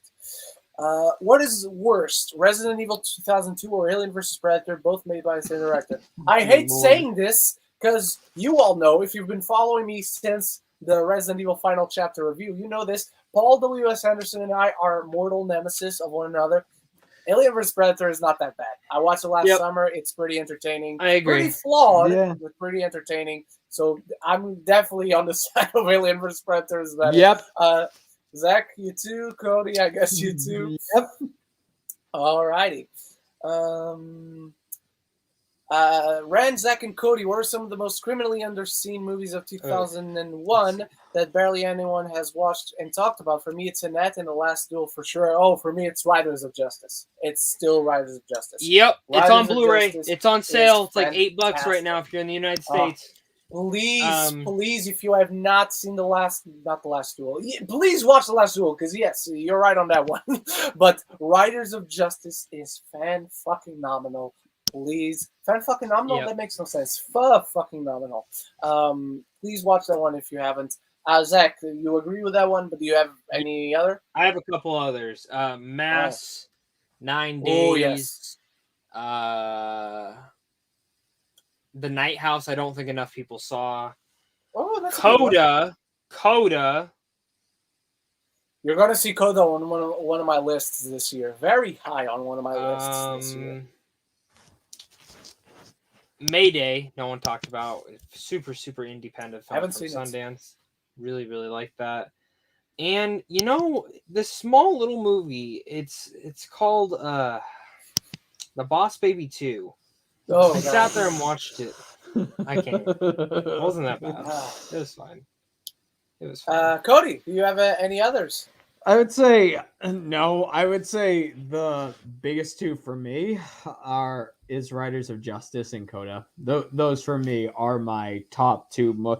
Those two, and of course, Last Duel. Like those three, more people need to see. Yeah.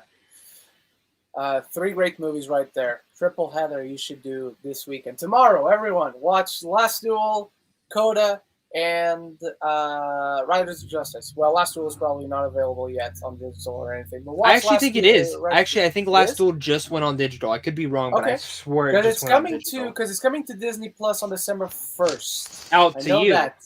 Not us, though. Oh, okay.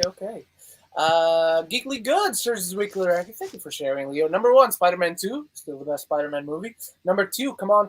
Number 3, Belfast. Number 4, Spider-Man. Number 5, Barbed Star. Such a ridiculous movie, but for whatever reason, I had a fun time watching it. Number 6, Spider-Man 3. Number 7, The Humans. I'm leaving a lot out. I would put Belfast in number 2. I would put Spider-Man over Come On as well. I would put Spider-Man 3 over Barbed Star, and I haven't seen The Humans. But I'm going to watch it tomorrow probably, because that's on digital as well. So yeah, that's my ranking. Thank you for sharing again, Leo. General Kenobi's art. How is everyone doing today? Thank you for asking, my friend. Fucking We're very terrible. good. I'm fucking terrible. Fucking terrible, man. I'm terrible. Thank you. Let me go on a rant.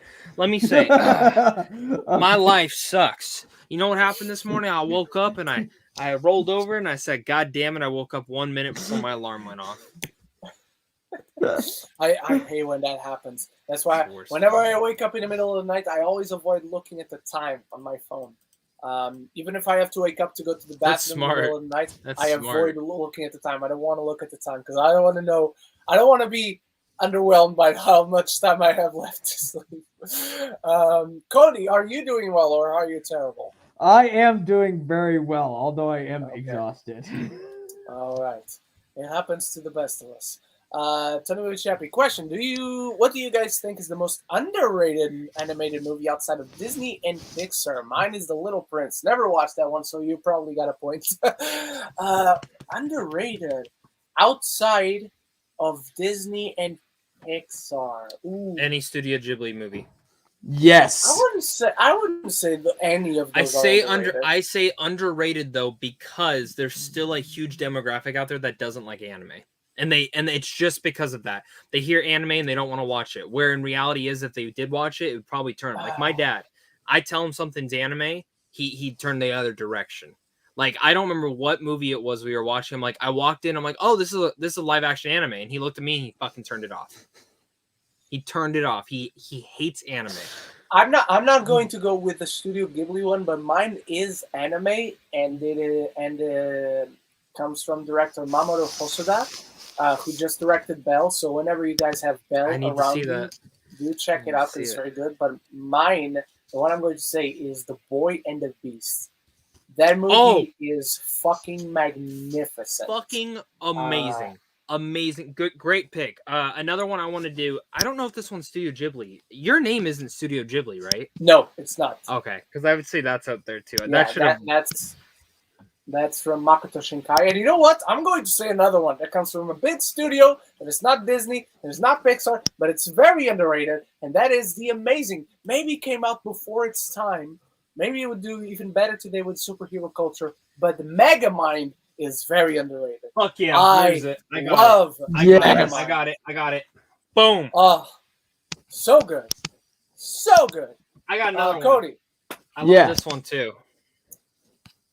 Oh, I don't love that one, but it's a good movie. I have fun with This one. This one too. Monster House. Underrated. Monster Kubo House. and the Two Strings. Fucking amazing. Kubo and the Two Strings is great. That one is great. Cody, what about you? Do you have anything? I do. Gosh, I can't think of the name of it right now, but it's because I haven't seen it in such a long time. What was that? What was that animated film about the? No, the teenage boy and girl who switched. Ren? It's fine. He disappeared. Gotcha. Oh, okay. All right. So that animated film about the teenage boy and girl who switched bodies for an extended period of time. Oh, Silent Voice.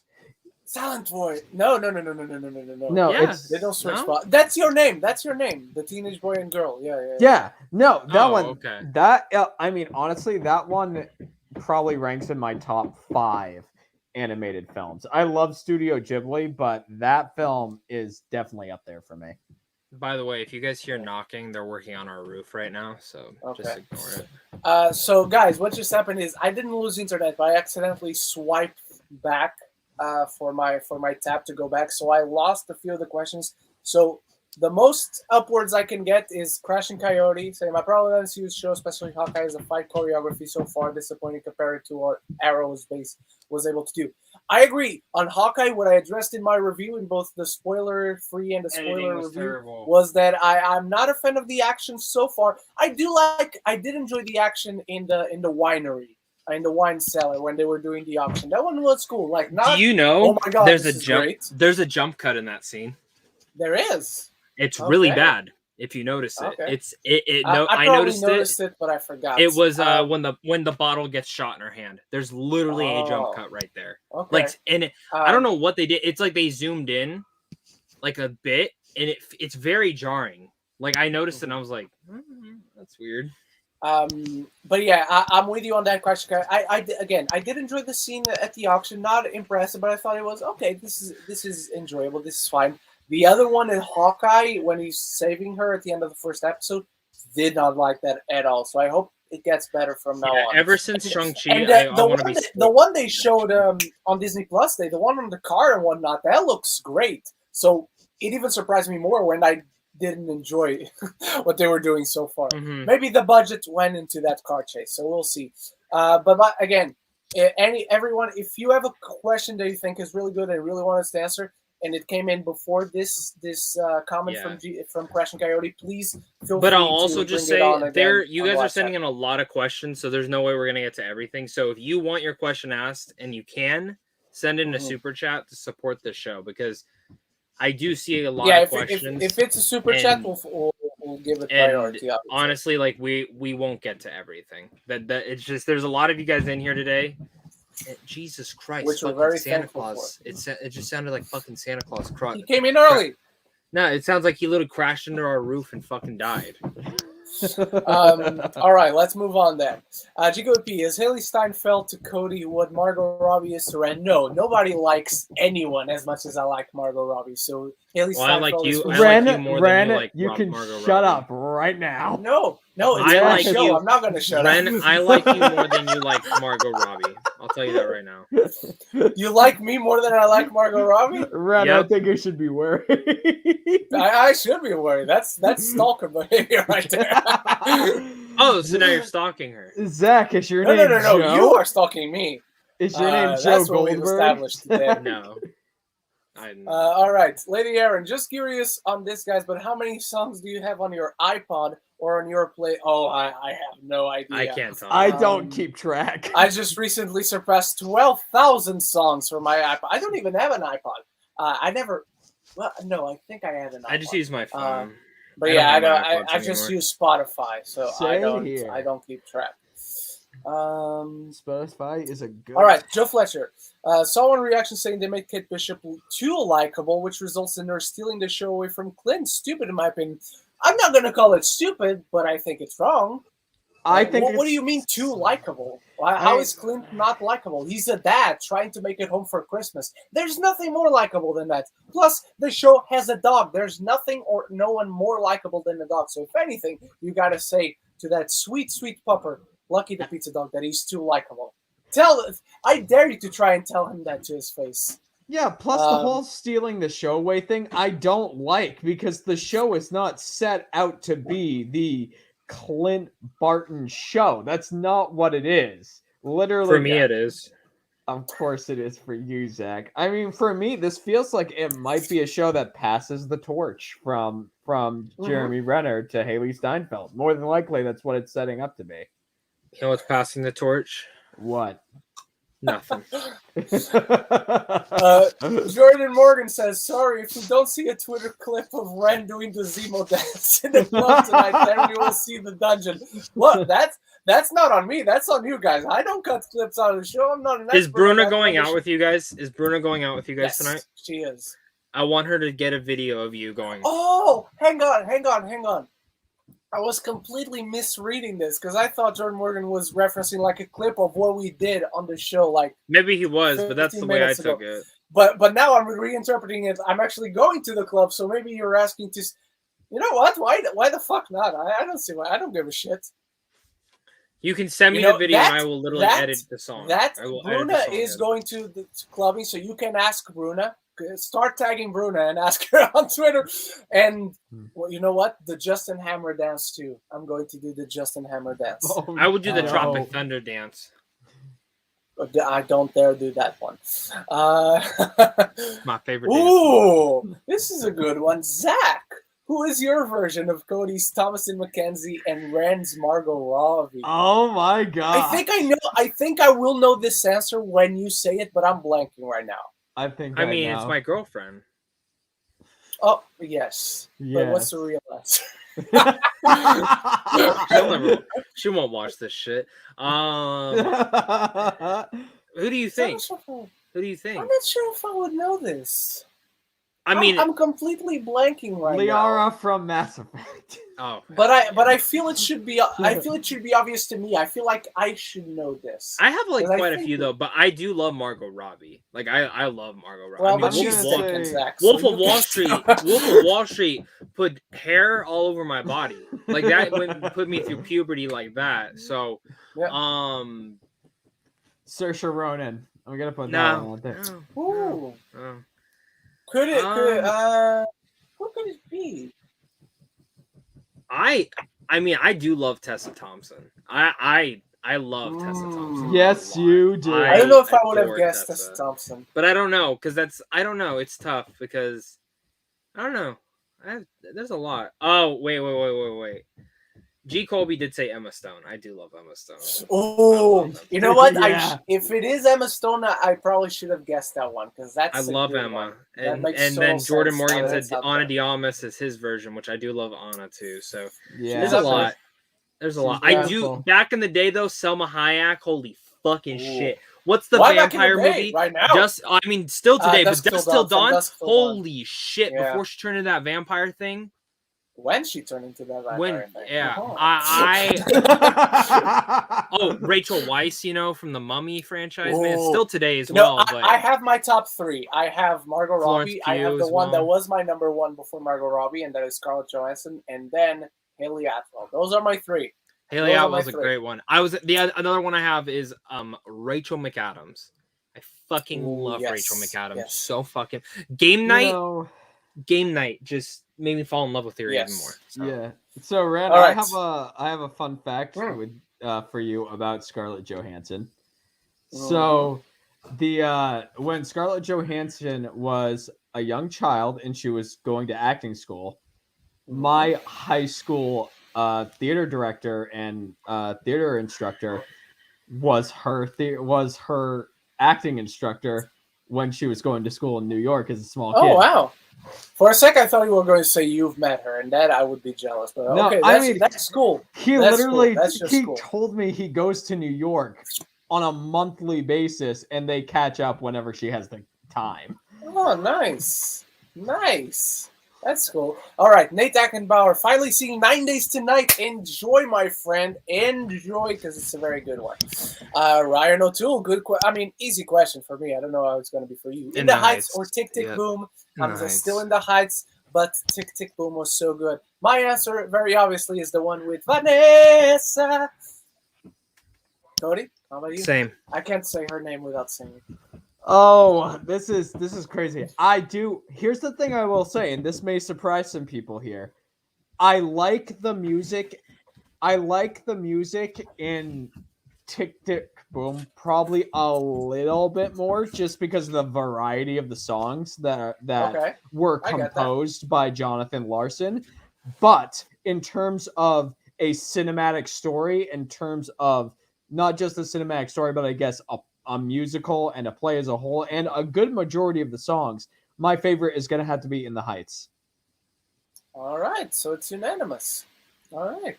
Gico EP, do you think Eternals will get the same treatment like Jennifer's Body and Man of Steel did, where they weren't critically received well, but over the years have garnered reappraisal? Is that how I pronounce it? I've never seen this word. Reappraisal. Okay, appreciate it. Non-English speaker as first language here. I do my best though.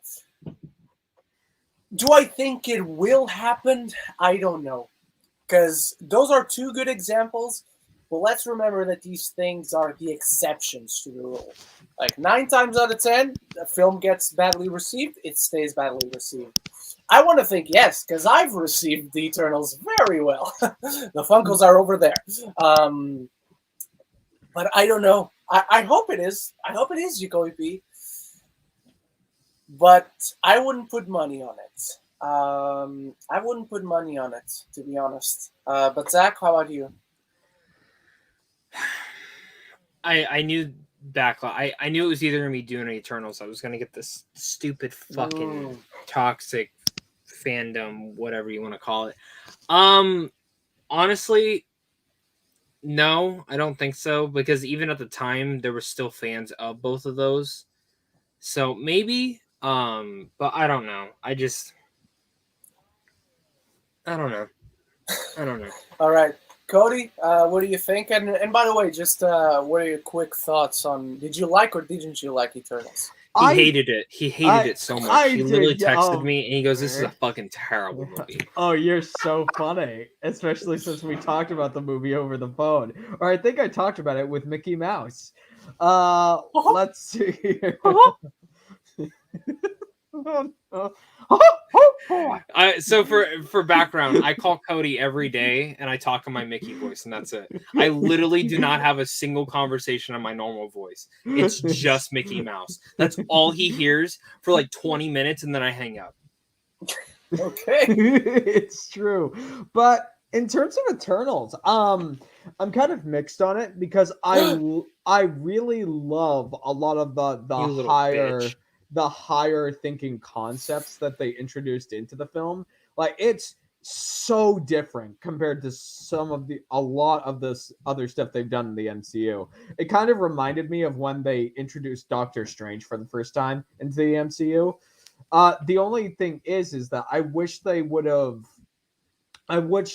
spent a bit more time on those higher concept plot lines that they had in there.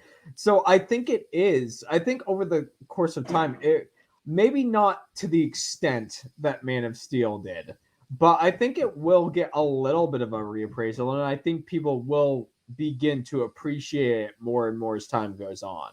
I do want to see those ideas in these stories expanded upon, because even though I had problems with it, I do think that there's so much I want to see expanded upon when it comes to the Eternals. All right.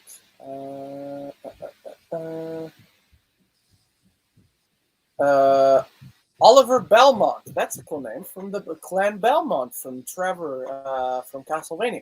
With Spider-Man: No Way Home coming out, it just comes to the question of which Spider-Man are you rooting for? Well, they're all going to be on the same side. I'm probably going to look out of nostalgia. I'm going to be there rooting for Tobey, but I want the Spider-Man that this film belongs to, Tom Holland's, to have the center stage. So I'm going to be very happy to see my boy Tobey there. It's going to be really cool to see Andrew Garfield get his redemption, but I'm going to be rooting for Tommy Boy, Tomboy, Tomo. How about you? Let's start with Cody. Let's go with Cody first. Did you guys see the interview that Andrew Garfield did? I think it was last week, where they asked about No Way Home, and he's like, "Guys, it doesn't matter. We'll all find out when." Yeah, he's like, well, he's done with it because like, Toby isn't in the limelight, and he gets asked in public, and he just fucking winks to them. That's all. Yeah, he'll literally fucking wink. He'll literally fucking wink or smile. Like, yeah. He's like, hey guys, guess what? The 1 year Andrew Garfield has 3 fucking movies coming out. Like, but I mean, if I'm gonna be honest, I do hope that Tom Holland gets the spotlight. After all, it is his film. It is his Spider-Man story. Tobey Maguire was, I mean, I'm sure he was Spider-Man for all of us growing up. But I will say, over the course of time, in terms of Andrew Garfield's Spider-Man, I love his Spider-Man. I wasn't necessarily the biggest fan of his Peter Parker, but I am a fan of his Spider-Man, and I am. Oh gosh, let's just have the movie here, even though it's only 3 weeks away. Maybe 2 for some of us, hopefully. Fingers crossed. All right. Harry Prasath, I hope I pronounced it right. Hi from India. Hello, thank you for being here, Harry. That's a good one. Sinbad is a really underrated movie. I agree. Cody, quick. This is a question for you. What's your top 5 favorite movies of the year so far? Lady Aaron's are Ryan the Last Dragon, number 4, Eternals, number 3, Last Duel, number 2, House of Gucci, number 1, Annette. Okay, off the top of my head, in terms of okay, so I'm gonna go with 3 we already said. Coda, Riders of Justice, and Last Duel are up there, and then I'm gonna Tick Tick Boom as of right now is up there, and then one more. Let's see. Don't say the movie. Last Night in Soho. You garbage human being. Wait, what are you talking about? What was I supposed to say? Doesn't matter. Zach, what was I supposed to say? Doesn't matter to me. Was it Perfect Blue is underrated, says Harry. I never seen Perfect Blue myself. Megamind is awesome. Another underrated dream. I didn't say Dune. Rise of the Guardians. I did not say Dune. That's why Zach is mad. That was the one. I agree. Rise of the Guardians is very underrated. I love that. Very underrated. Very underrated. Hey, Christian's in here. Christian, hola. Hello, Christian. Thank you for being here. If you take the H out of that, that's the Portuguese way of writing. Ren, what do you think? 5 more? 5 good ones? 5 more. What's your favorite male and female movie performance of 2021? My favorite female performance is between Jodie Comer in The Last Duel and Lady Gaga in House of Gucci. My favorite male performance is Adam Driver in Annette. My favorite lead actor performance. Where's the first part? There he is. Lead actor performance is Denzel Washington in The Tragedy of Macbeth. It's Denzel Washington doing Shakespeare. It's exactly as amazing as it sounds. As you I am not convinced this movie's real. I've never seen a trailer for it either, so. They just launched a new teaser this week. They're all I just want to see it. I just want to see the movie. I know. I'd be pissed, to be honest. We vote in 2 weeks. I have no idea when they're going to show this movie to me. My favorite female movie performance of the year and it's my favorite overall performance of the year. It's Kristen Stewart in Spencer, 100,000,000%. Zach, what about you? So my main favorite lead performance right now is either Andrew Garfield or Will Smith. I love them both, but I mean, I know I'm going to love Denzel and Macbeth as well. But I do want to go a little bit more underground, to be honest, like more different choices, because everyone's going to say the same fucking ones. Obviously, Kristen Stewart, obviously Jessica Chastain, you know. I loved Rebecca Ferguson in Dune. I thought she was fucking great. I actually do still contend that she should be nominated. I don't think she should win, but she should be nominated. I love Dave Patel in The Green Knight. I thought he was fantastic. Daniel Craig's last outing as James Bond. I could rewatch that final sequence in that entire movie, and I will fucking weep like a baby each time. King Shark should be nominated every day. Just amazing performance. The way that he was able to say hand and everything like that just kind of blew me away. Joaquin Phoenix in Come On, Come On is fucking stellar.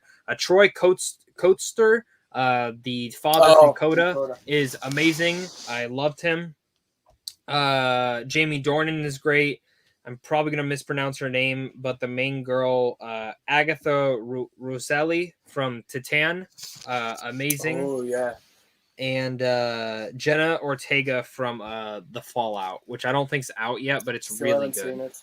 Yeah. Cody, what about you? Do you have 2 favorite lead performances? I do. Andrew Garfield for me is probably my favorite lead performance this year, and then Thomasin McKenzie, I would say for me, because out of all the stuff that she's done, it is the role that stretched her the most, and it is the role that it was the most different role that I've seen her be in so far.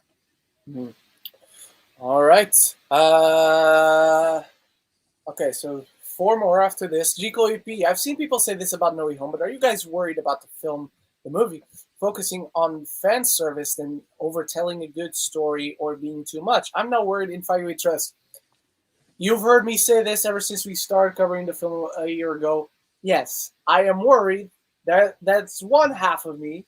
The other half of me is like you say, in Feige We Trust. So I think there can be a balance of it. I think, especially if you do give those moments, those beats to characters. Look at what they've teased with Doc Ock. When Tom Holland takes the mask off, you're not Peter Parker. There's confusion. There's anguish. There's a whole new perception that he gains. If we give that moment to Andrew Garfield that we think they're going to give, where he is the one that ends up saving Zendaya's MJ, and then give another moment to Toby. I think if you give these moments, if you have a story purpose, it's not fan service for the sake of fan service. There's a balance that can be reached between that. So yes, I am worried, but I am also willing to trust. There's a method to all this madness, and I'm willing to trust Kevin Feige on that. Zach, what about you? I know you've not been as worried as I've been, but I think there is a level of worry that you've also shared. There is, because it's Endgame was fan service, but it was built up and worked fan service because it built to that point. I'm interested to see what they'll do with No Way Home. I think my only worry now is sitting here of, after the movie ends, I'm gonna be like, oh, cool. I really want to see what their Spider-Man are doing now. It's that question. It's like when we get the Multiverse of Madness, say we do see, I don't know, fucking Hugh Jackman or some other character, that's from Blade, Wesley Snipes, it's that nostalgic that gets in. You're like, I really want to see what they've been up to. And I'm sure that conversation will happen in No Way Home. They're going to have that conversation unless it picks up right when we last saw them. I doubt it will. I think it's going to have been as long as it's been. But I think it's just an interesting thing. I love revisiting characters, and I've said I wouldn't mind them saying, oh, Garfield's from the Venom world. I really wouldn't mind that, because I've just said multiple fucking times, I do not want Holland leaving the MCU. He was built in there. He was brought into there. Do not fucking take him out. And I've said, if it ends with him fucking leaving the MCU, I will sit there and I'll be like, damn, I had fun, but fuck am I frustrated at that. And I think even as fans, we should be frustrated at that. Yeah. Yes, I want to see him play around with Venom, but I mean, the Venom movies aren't great, so. Nope. All right, Cody, what about you? Yeah, I'm with you, Ren, 100%. I'm worried about the fan service aspect. I'm worried about a lot of things when it comes to No Way Home. But the fact of the matter is, it's like Zach said, Endgame was all fan service pretty much from beginning to end. But then it reminds me of it comes down to what is possibly my favorite scene or second favorite scene is when Tony has his mental break in front of Steve and all the other Avengers crew. It's like you can have fan service, but if they manage to have moments like that inside of No Way Home, then there's a purpose to the fan service. Exactly. So I'm not going to be worried at all if they have moments built like that in there. Yeah, I agree. All right, this is a good one. This is a fun one. Jordan Morgan, one person you'd love to see in a Chazelle movie. One from each of you. So Ryan Gosling is there. He's already done one. Margot Robbie is about to be in one, which I'm very excited about. I'm going to go with Adam Driver, which is an actor I'm always very excited to see in a project because he's very picky. Like, he has 3 movies this year, yes, but he's very picky about what he is on. So I'm going to say Adam Driver to be directed by Chazelle. Zach, what about you? I'm going to go with another Star Wars actor I already had in my mind. I was going to say Daisy Ridley. I'd love to see that because I do want her to get more stuff. But Oscar Isaac. Dude can fucking sing. Nice. I'd love to see another musical with him. So, all right. Cody. Yeah, for me, Damien Chazelle has shown that he works with young talent and veteran actors very, very well. You can say yourself, it's okay. Yeah, very fun. I would love to work with Chazelle. I mean, who am I kidding? What actor would not like to work with that man? But I would love to see either Anya Taylor-Joy or Thomasin McKenzie work with him, to be honest. Yeah. I'm leaning more towards Thomasin McKenzie than Anya Taylor-Joy because if I look at the kind of work that she's done, the kind of performer she is, she lends herself to be in a Chazelle movie, if I'm going to be perfectly honest. Mm-hmm. I have one more actor I want to mention. Christian Bale. I was gonna say. Cody picked an actress. In fact, he cheated and picked 2 actresses. Let's turn it around now. Me and Zach pick an actress, and Cody picks an actor. Okay. I was going to pick another actor, so just in case Cody picks this guy, I'm not going to say him. But he picked Anya Taylor-Joy, who I was going to say, but Zendaya. I would love to see Zendaya in a show. Fuck, man, that was mine. God damn it. That's good. Yeah. I'm sorry. It's okay. Let Cody go first so I can think for a second. Okay, Cody. Okay, honestly, I would love to see gosh, there's 2 at the top of my head, but the one that I can think of right now, I would love to see Matt Damon be in a Chazelle movie. Oh, nice. That's a good one. I like that. Zach? And Cody didn't take the one I was going to say, so I'm going to say it after. Honestly, I have 2. Either Angelina Jolie or Jodie Comer. They're kind of fresh in my mind, but I think both of them would be those are really 2 good. great ones. I was going to add to the actresses Florence Pugh and to the actors Timothée Chalamet, who just seems like a perfect fit for Chazelle. Yeah. Does he even another look actor? alike? Yeah, Barry Keoghan. Barry Keoghan, another one. Barry Keoghan would be a good one too. Yeah. Make a Chazelle biopic and have Timothée Chalamet play Chazelle. Nice one. You know what? Perfect world, ideal world scenario. Okay, this one's not gonna happen. Come out of retirement and be in the Chazelle movie, Daniel Day-Lewis. If I'm being honest, if the right script came to him, he would leave. I know. I'm just not counting on it.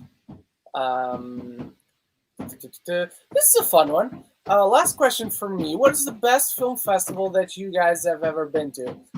I've only ever been to two film festivals. That was the Lisbon Film Festival back in Portugal, and now I attend LFF, the London Film Festival, every year since I've moved to the UK. Between those 2, definitely the best one is LFF. So I'll say that one. Zach, what about you? Been to a couple. Each have their pros and cons, but the most organized and well-ran one was Sundance. Online, virtually, and in person. It was my favorite experience that I had. I loved the place I stayed at. I had so much fun. There was no drama. I really just enjoyed my time there. I did like South by Southwest, but they were an unorganized piece of something. It didn't matter if you're a press, you had to wait in that fucking line, and I don't mind, but when you're waiting like 6 hours for a movie, it fucking sucks. Yeah. I wish they'd just let you buy a ticket, and that's it. So I like that Sundance just like, hey, you got a ticket? Cool. Get in line to get a good seat, or you still get guaranteed if you have a ticket, type thing. So, but I just loved Sundance. You see a lot more cooler films there. All right, Cody, did you ever attend film festivals? I've only been a part of 2. One is one that I have participated in terms of the creation aspect, and then the other one is and then one is I was part of a filmmaking team twice in a row. One is the 48-hour film festival that we have run here in the United States. I know that one. And then the other one is something called Shit in the Dirt that me and my buddies started. Very inviting name. Because we created it as a means to invite filmmakers from pretty much everywhere to not be afraid to create films and then to submit them. And then we would pick the best of the best for. So yeah, it's those 2 that I've been to. All right. Penultimate question, and then I see one from Zoya Irma, which we're going to finish on that one because it's a very easy answer. But before that one, Gico EP, do you guys ever get tired of seeing an actor in the movie? Easy answer, no, but let's continue with what the rest of that you have to say. I've seen people say this about Chris Pratt, Ryan Reynolds, and The Rock, and Jennifer Lawrence said in an interview that she took a break from acting because she said people were getting sick of seeing her in movies and articles and shit. Let's just put this out there. Acting is a job. So these people are just trying to pay rent every month. Well, they very well pay rent. These specific cases are celebrities. They're millionaires. They're not only actors, they're movie stars. But look, I never get tired of seeing an actor in a film. I get tired of seeing Jared Leto doing press for a film. I get tired of seeing shticks. That's what I get tired of. Yeah, shticks, yes. Look, I maybe get tired of seeing Hollywood casting Chris Pratt and not broaden their horizons. And I'm using Chris Pratt as a specific example. I'm not saying Chris Pratt. Ryan Reynolds is another one though. He same shtick ever since Deadpool. And I love it. It's enjoyable. But I don't get tired of it. It's their job. I like them, so I'll enjoy seeing them. It's not like I'm only watching. If I'm only watching the movies they're in, and if I get tired, then that's my own fault. But I watch a ton of movies every year. So in between the movies that each of these guys make, I get plenty of movies. And I think when people say that, it's because they don't broaden their horizons and see movies. Like Jennifer Lawrence, I'm sure a lot of people were like, oh, I'm so tired of seeing her. I'm sure all they watched was Hunger Games and X-Men. Yeah, that's just the truth. I'm going to tell you, I guarantee none of those people saw Red Sparrow. Anyone who complained. I did, and it's awesome. It's fucking great. It's fucking great. So that's my one thing. I just think people do that shit and then they don't really go and watch other stuff they did. Like Passengers. I don't like that movie. I like it. Fine. I don't love it. But Chris Pratt and Jennifer Lawrence are really good in that movie. Like they were really fucking good in that movie. Arguably probably Chris Pratt's best performance. So whatever you want to say that is. So yeah. Cody. Yeah, no, I don't get tired of seeing actors doing the thing that I do get sick and tired of is seeing people complaining about being tired. No, it's when you can obviously see that the actors themselves are getting tired with their work. Like the number one thing I can say about Jennifer Lawrence is that I wasn't necessarily, and I think the thing that everybody can point to is the X-Men. I didn't necessarily get sick and tired of seeing her in the X-Men franchise, but I noticed in her performance, it became kind of obvious to me that she wasn't enjoying her work anymore, especially at the end. It became kind of clear. She was there for the paycheck. Yeah, and that's what I do. Which is fine. Yeah, it's like you're an actor, you gotta eat. But the fact of the matter is, it's like, if actors are having fun, like Ryan Reynolds, he may be doing the same thing over and over again, but he's having fun. Yeah. He's having so much fun with what he's doing. Mm-hmm. Yeah, exactly. I agree. All right, let's go to the last one.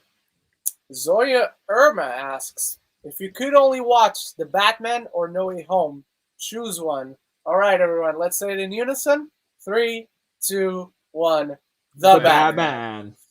Spider-Man might be my favorite superhero of all time, but the Batman looks next level. So. Batman is my favorite superhero of all time. Well, tied with the Incredible Hulk, but that's a conversation for another day. But yes, easily. I just guessed that we were all. I knew Zach would say the Batman. I just took a chance on Cody, and it paid off very well because it's the Batman for everyone. So let's finish on that one because we're clearly not that I'm not excited for No Way Home. No Way Home is I'm excited for it, but again, like we talked about, I'm also trepidatious for it. So this was episode 89 of Geeks at Roundtable. Next week's going to be episode 90. We're going to be 10 episodes away from the big triple digits, and we'll start the big change, the big surprise at the end at episode 100. But we'll keep teasing you guys a little more. Zach, thank you for joining me again today. What do you got coming up this week? Hopefully I'm seeing a lot of movies. I have a ton of screeners coming up. If it all goes well, Don't Look Up, stuff like that, which I'm really looking forward to finally. So I don't know when I can talk about those, but we'll see. And just keep chugging along. All right, Cody, what do you have coming up and where can people find you? Thank you for being on today. Yeah, no problem. Well, the most recent thing is, like Zach said at the top of the show, for those of you who don't know, I am an actor and a filmmaker, and I was recently cast in a production of a short film that is going to be an adaptation of one of Stephen King's short stories called One for the Road. And recently, aka as in very late last night, we actually got our fundraiser up for this project. And there's a 1-minute trailer that if you guys want to go see it, you can just follow me on my Facebook or my Instagram, and you'll be able to find it pretty easily. But the thing that I'm the most excited... What is your Instagram? My Instagram is _Cody_Curtis. And that... yeah, and my Facebook has a longer name, but if you search Cody Alexander Curtis on Facebook, you'll be able to find it. But the thing that I'm the most excited about is not just necessarily this production because it's a Stephen King story, but we have a few either Emmy winners or Emmy nominated crew members that are going to help bring this production to life. And that's what I'm the most excited about is this story. And it's my first time being in a production that is as professional as you can get without it being a union production. So if you guys want to learn more about that, you can follow me on my social media, and that's generally where you'll be able to find me because I'm no longer on YouTube because I just don't have the time. All right, this week, what do we have this week? So tomorrow I'm watching The Humans. I don't know if I'm going to review it, but if I have anything interesting to say, a review will be up, so make sure you click on those red subscribe buttons if you haven't, and click on that bell. The bell is important, guys. Ricardo's, I can't talk about Ricardo's this week yet. I can only talk about that on the 7th at 5 p.m. GMT. I think that's 9 a.m. PST. So stay tuned for that. I'll also be watching House of Gucci finally and Resident Evil Welcome to Raccoon City on Friday. And one more thing. I don't know if I'll be watching it this week, but I'll have some news about one of the last big movies of the year this week. I will maybe be watching it this week, but I'm not sure about it yet. And yes, that is it. One of the last big movies remaining of the year. I will have some news for it this week because I was just contacted about it. So yeah, and we'll be back next week for more Geeks at the Roundtable, where I think, let me check something because it's not going to be the last one. But next week, December 4th, we will be 3 shows away from the set changing because I'm going back home for the holidays. So for like 2 weeks or something, the set will be the one in Portugal. But yeah, thank you everyone for joining us today. Thank you, Cody. Thank you, Zach. Thank you, everyone. And until the next one, love each other.